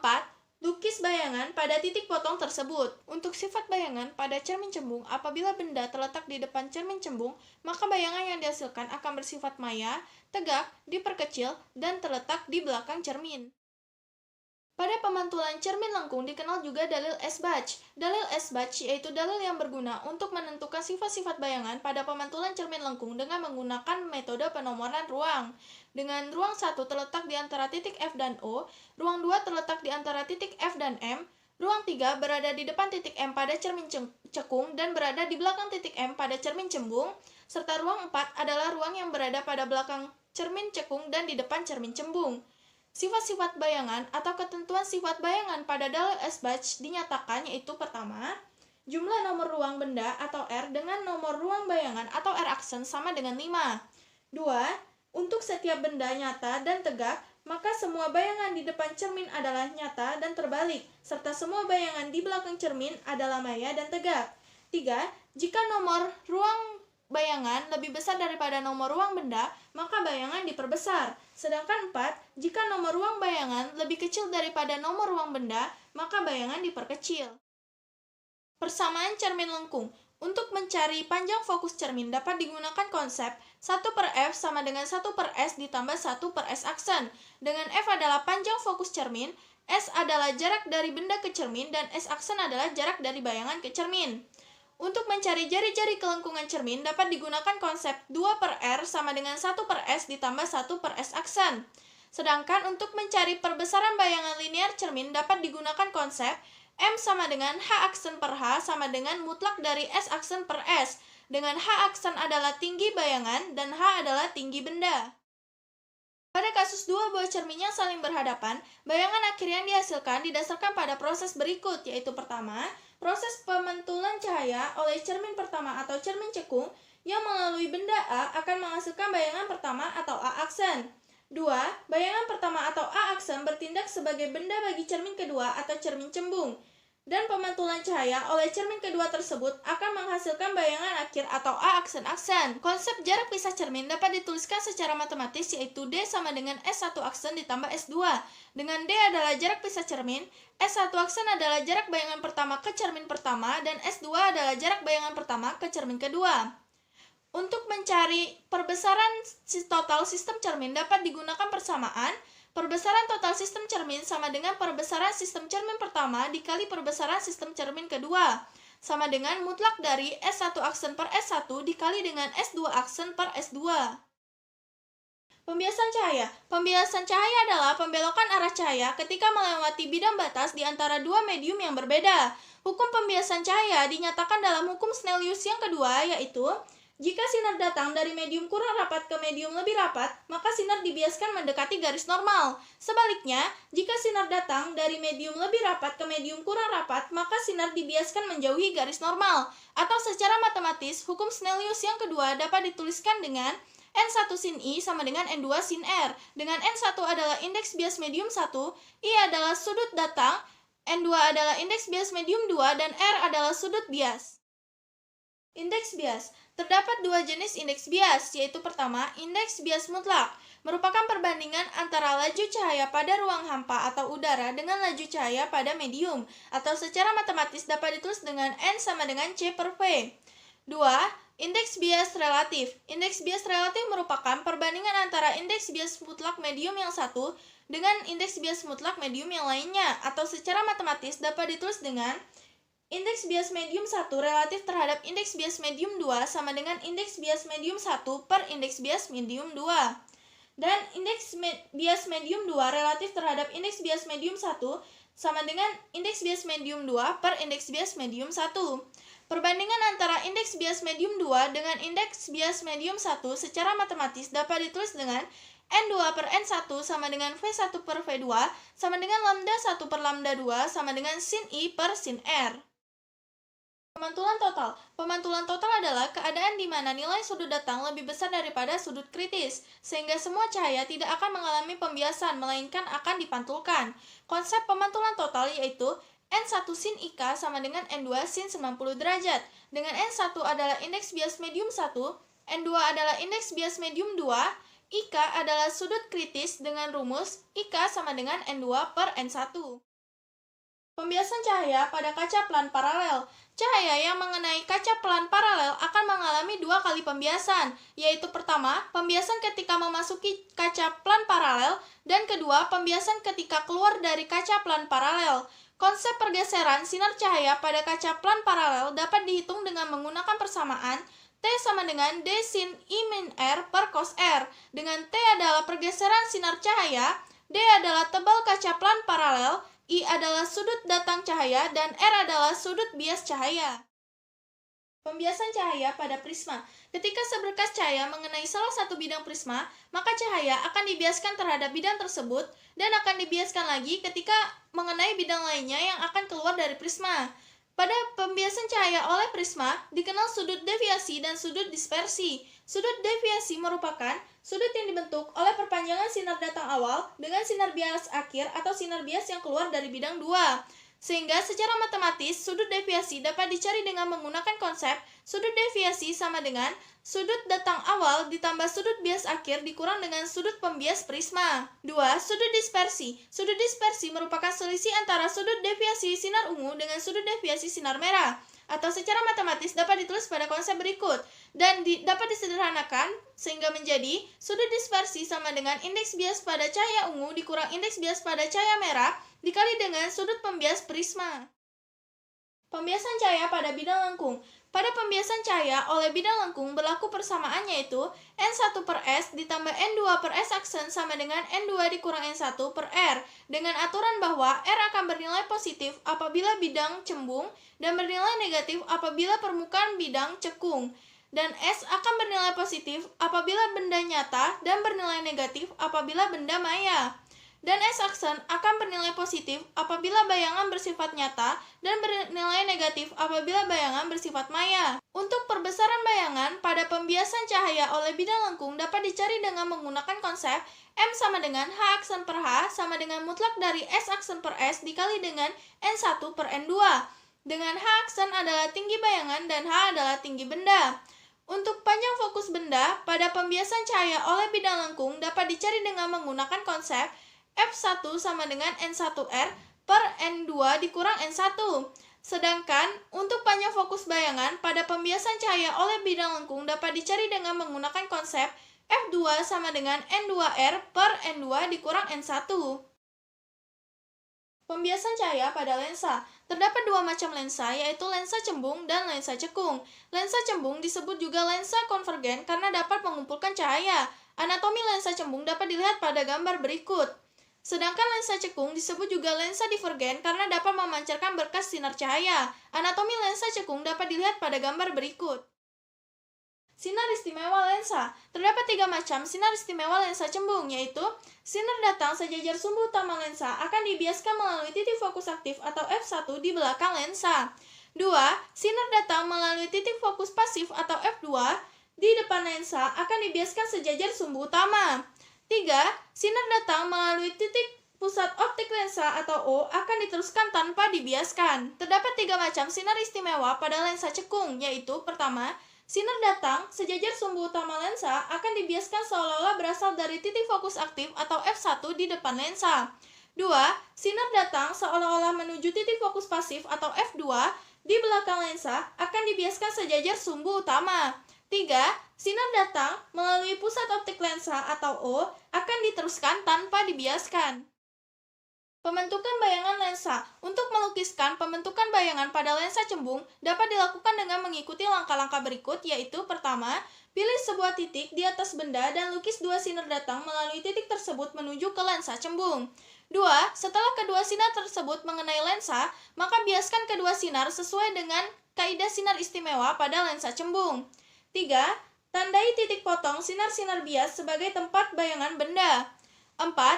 Lukis bayangan pada titik potong sinar-sinar bias tersebut. Untuk melukiskan pembentukan bayangan pada lensa cekung dapat dilakukan dengan mengikuti langkah-langkah berikut, yaitu pertama, pilih sebuah titik di atas benda dan lukis dua sinar datang melalui titik tersebut menuju ke lensa cekung. 2. Setelah kedua sinar datang tersebut mengenai lensa cekung, biaskan kedua sinar sesuai dengan kaidah sinar istimewa pada lensa cekung. 3. Tandai titik potong sinar-sinar bias sebagai tempat bayangan benda. 4. Lukis bayangan pada titik potong sinar-sinar bias tersebut atau perpanjangannya. Persamaan lensa tipis dan perbesaran linear. Persamaan lensa tipis sama dengan persamaan cermin, yaitu 1 per F sama dengan 1 per S ditambah 1 per S aksen, atau dapat juga menggunakan konsep 2 per R sama dengan 1 per S ditambah 1 per S aksen, dengan aturan bahwa S bernilai positif apabila benda nyata dan bernilai negatif apabila benda bersifat maya. S aksen bernilai positif apabila bayangan bersifat nyata dan bernilai negatif apabila bayangan bersifat maya. F bernilai positif pada lensa cembung dan F bernilai negatif pada lensa cekung. Untuk konsep perbesaran linear dapat dicari dengan menggunakan rumus M sama dengan H aksen per H sama dengan mutlak dari S aksen per S. Dengan H aksen adalah tinggi bayangan, H adalah tinggi benda, S aksen adalah jarak bayangan, dan S adalah jarak benda. Persamaan pembuat lensa. Untuk membuat lensa, seseorang harus menentukan panjang fokus lensa. Panjang fokus lensa dapat dicari dengan menggunakan persamaan 1 per F sama dengan N1 per Nm dikurang 1 dikali dengan 1 per R1 ditambah 1 per R2. Dengan F adalah panjang fokus lensa, N1 adalah indeks bias lensa, Nm adalah indeks bias medium, R1 adalah jari-jari kelengkungan 1, dan R2 adalah jari-jari kelengkungan 2. Kekuatan lensa. Kekuatan lensa dapat dicari dengan menggunakan konsep P sama dengan 1 per F untuk F dalam meter dan P sama dengan 100 per F untuk F dalam sentimeter. Susunan dua lensa. Pada susunan dua lensa, jarak antar kedua lensa dapat dicari dengan menggunakan rumus D sama dengan S1 aksen ditambah S2 dan perbesaran total lensa dapat dicari dengan menggunakan persamaan M sama dengan H2 aksen per H1 sama dengan mutlak dari S1 aksen dikali S2 aksen per S1 dikali S2. Lensa gabungan. Lensa gabungan merupakan sistem yang terdiri dari beberapa buah lensa yang saling berimpit satu sama lain. Untuk mencari panjang fokus pada lensa gabungan dapat digunakan persamaan 1 per Fg sama dengan 1 per F1 ditambah 1 per F2 ditambah 1 per F3 ditambah seterusnya. Dengan Fg adalah panjang fokus lensa gabungan. Dan untuk mencari kekuatan lensa gabungan dapat digunakan konsep Pg sama dengan P1 ditambah P2 ditambah P3 ditambah seterusnya, dengan Pg adalah kekuatan lensa gabungan. Mata. Bagian-bagian mata yaitu pertama, kornea, aqueous humor, lensa kristalin, iris, pupil, retina, otot siliaris, vitreous humor, dan saraf optik. Pada mata dikenal juga daya akomodasi. Daya akomodasi adalah kemampuan lensa mata untuk menipis dan menebal sesuai dengan jarak benda. Cacat mata. Beberapa contoh cacat mata diantaranya yaitu pertama, rabun jauh atau miopi. Rabun jauh merupakan keadaan di mana mata tidak dapat melihat benda pada jarak jauh dengan jelas. Rabun jauh dapat diatasi dengan menggunakan kacamata yang berlensa cekung. Konsep kekuatan lensa pada rabun jauh dapat dihitung dengan menggunakan persamaan P sama dengan min 100 per PR, dengan P adalah kekuatan lensa dalam satuan dioptri dan PR adalah titik jauh mata dalam satuan cm. 2. Rabun dekat atau hipermetropi. Rabun dekat merupakan keadaan di mana mata tidak dapat melihat benda yang terletak dekat secara jelas. Rabun dekat dapat diatasi dengan menggunakan kacamata yang berlensa cembung. Konsep kekuatan lensa pada rabun dekat dapat dihitung dengan menggunakan persamaan P sama dengan 100 per X dikurang 100 per PP, dengan P adalah kekuatan lensa dalam satuan dioptri, X adalah jarak benda di depan mata dalam satuan cm, dan PP adalah titik dekat mata. 3. Mata tua atau presbiopi. Mata tua atau presbiopi merupakan penurunan kemampuan lensa mata untuk memfokus. Mata tua atau presbiopi dapat diatasi dengan menggunakan kacamata berlensa bifokal. 4. Astigmatisme merupakan keadaan cacat mata yang disebabkan oleh kornea mata yang tidak sferis. Astigmatisme dapat diatasi dengan menggunakan kacamata berlensa silindris. Kamera. Pada dasarnya, kamera terdiri dari 3 bagian, yaitu pertama, lensa cembung. Lensa cembung berfungsi untuk memfokuskan bayangan ke film. 2. Diafragma. Diafragma berfungsi untuk mengatur ukuran pembukaan celah lensa. 3. Film. Film berfungsi untuk menangkap bayangan yang bersifat nyata, terbalik, dan diperkecil. Kaca pembesar atau loop. Kaca pembesar atau loop merupakan sebuah lensa cembung yang digunakan untuk melihat benda-benda kecil agar tampak lebih besar dan lebih jelas. Konsep perbesaran sudut loop dapat dihitung dengan menggunakan persamaan MA sama dengan beta per alfa. Dengan MA adalah perbesaran sudut loop, beta adalah sudut penglihatan dengan menggunakan loop, dan alfa adalah sudut penglihatan tanpa menggunakan loop. Mikroskop. Mikroskop merupakan alat optik yang dapat mengamati benda-benda berukuran mikro dan menghasilkan perbesaran berkali-kali lipat. Pada sebuah mikroskop terdiri dari 2 lensa cembung, yaitu lensa objektif merupakan lensa yang dekat dengan objek, dan lensa okuler merupakan lensa yang dekat dengan mata. Pada mata berakomodasi maksimum, panjang mikroskop dapat dicari dengan menggunakan konsep panjang mikroskop sama dengan jarak bayangan pada lensa objektif ditambah jarak benda pada lensa okuler. Dan perbesaran total pada mata berakomodasi maksimum dapat dicari dengan menggunakan konsep perbesaran total sama dengan perbesaran lensa objektif dikali perbesaran lensa okuler sama dengan minus jarak bayangan pada lensa objektif per jarak benda pada lensa objektif dikali titik dekat mata normal per jarak fokus pada lensa okuler ditambah 1. Sementara itu, untuk mata tidak berakomodasi, panjang mikroskop dapat dicari dengan menggunakan konsep panjang mikroskop sama dengan jarak bayangan pada lensa objektif ditambah jarak fokus pada lensa okuler. Untuk perbesaran total pada mata yang tidak berakomodasi dapat dicari dengan menggunakan konsep perbesaran total sama dengan perbesaran pada lensa objektif dikali perbesaran lensa okuler, sama dengan minus jarak bayangan pada lensa objektif per jarak benda pada lensa objektif dikali jarak titik dekat mata normal per jarak fokus pada lensa okuler. Teropong. Teropong merupakan alat optik yang digunakan untuk mengamati benda-benda yang terletak sangat jauh agar tampak lebih dekat dan lebih besar. Teropong dibedakan menjadi dua, yaitu teropong bias dan teropong pantul. Teropong bias adalah teropong yang memanfaatkan prinsip pembiasan cahaya dan menggunakan beberapa lensa.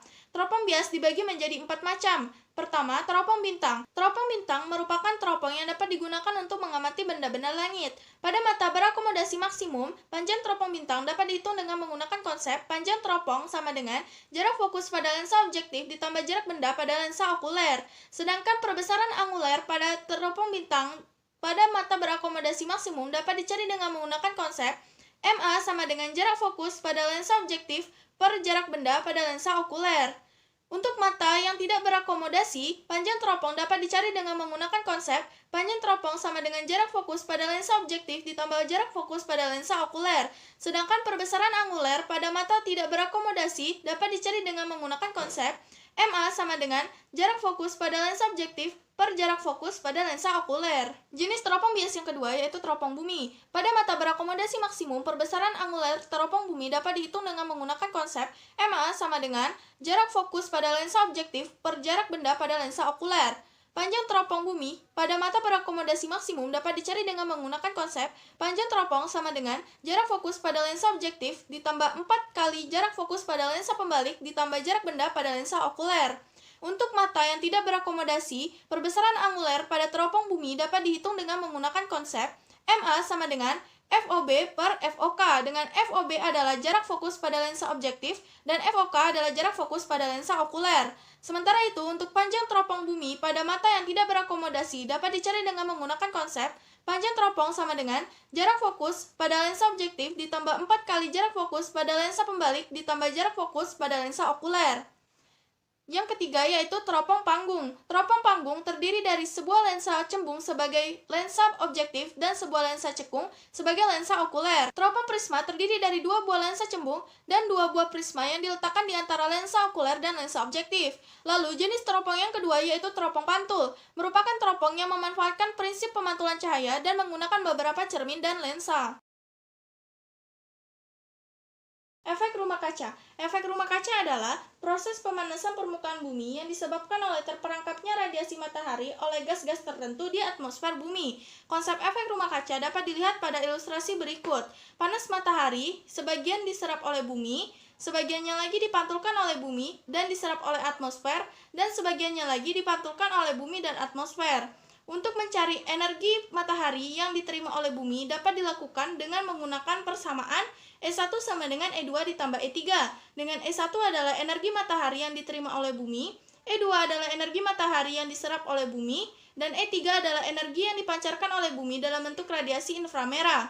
Untuk mencari energi matahari yang diserap oleh bumi dapat dilakukan dengan menggunakan persamaan E2 sama dengan pi R kuadrat I dikali dengan 1 dikurang alfa, dengan R adalah jari-jari bumi, I adalah intensitas radiasi matahari, dan alfa adalah koefisien refleksi permukaan bumi.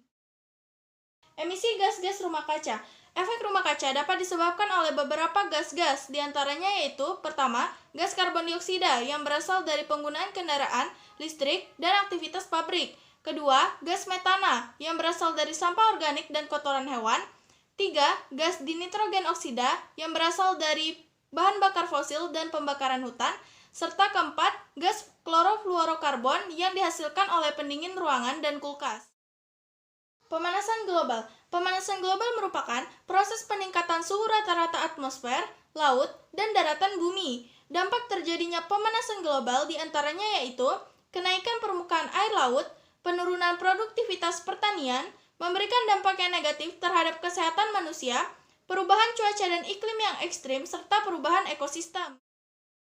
Oleh karena pemanasan global yang banyak menimbulkan dampak negatif, maka usaha yang dapat kita lakukan untuk mengurangi pemanasan global diantaranya yaitu melakukan reboisasi, menggunakan peralatan elektronik seperlunya, meminimalisasi sampah, Selalu menjaga kebersihan lingkungan serta mengurangi penggunaan kantong plastik. Sumber energi alternatif. Energi alternatif sangat diperlukan untuk membantu mengurangi polusi lingkungan dan mengurangi pemanasan global. Beberapa sumber energi alternatif yang dapat dimanfaatkan yaitu tenaga nuklir, energi biomasa, tenaga air, tenaga angin, tenaga surya atau matahari, tenaga pasang surut air laut, tenaga gelombang laut, dan tenaga panas bumi. Kesepakatan internasional. Oleh karena pemanasan global dan efek rumah kaca yang semakin meningkat, maka negara-negara sepakat untuk menjalin kerjasama untuk menanggulangi hal tersebut. Beberapa kesepakatan internasional negara-negara tersebut yaitu: pertama, UNFCCC bertugas untuk menstabilkan gas-gas rumah kaca yang ada di atmosfer. 2. IPCC bertugas untuk mengevaluasi perubahan iklim yang diakibatkan oleh aktivitas manusia. 3. Protokol Kyoto bertugas untuk menetapkan target kuantitatif penurunan emisi gas rumah kaca. 4. Perdagangan karbon merupakan mekanisme berbasis pasar untuk negosiasi dan pertukaran hak emisi gas rumah kaca. Serta 5. APPCDC yang terdiri dari 6 negara yang memiliki pencemaran emisi gas rumah kaca tertinggi di dunia.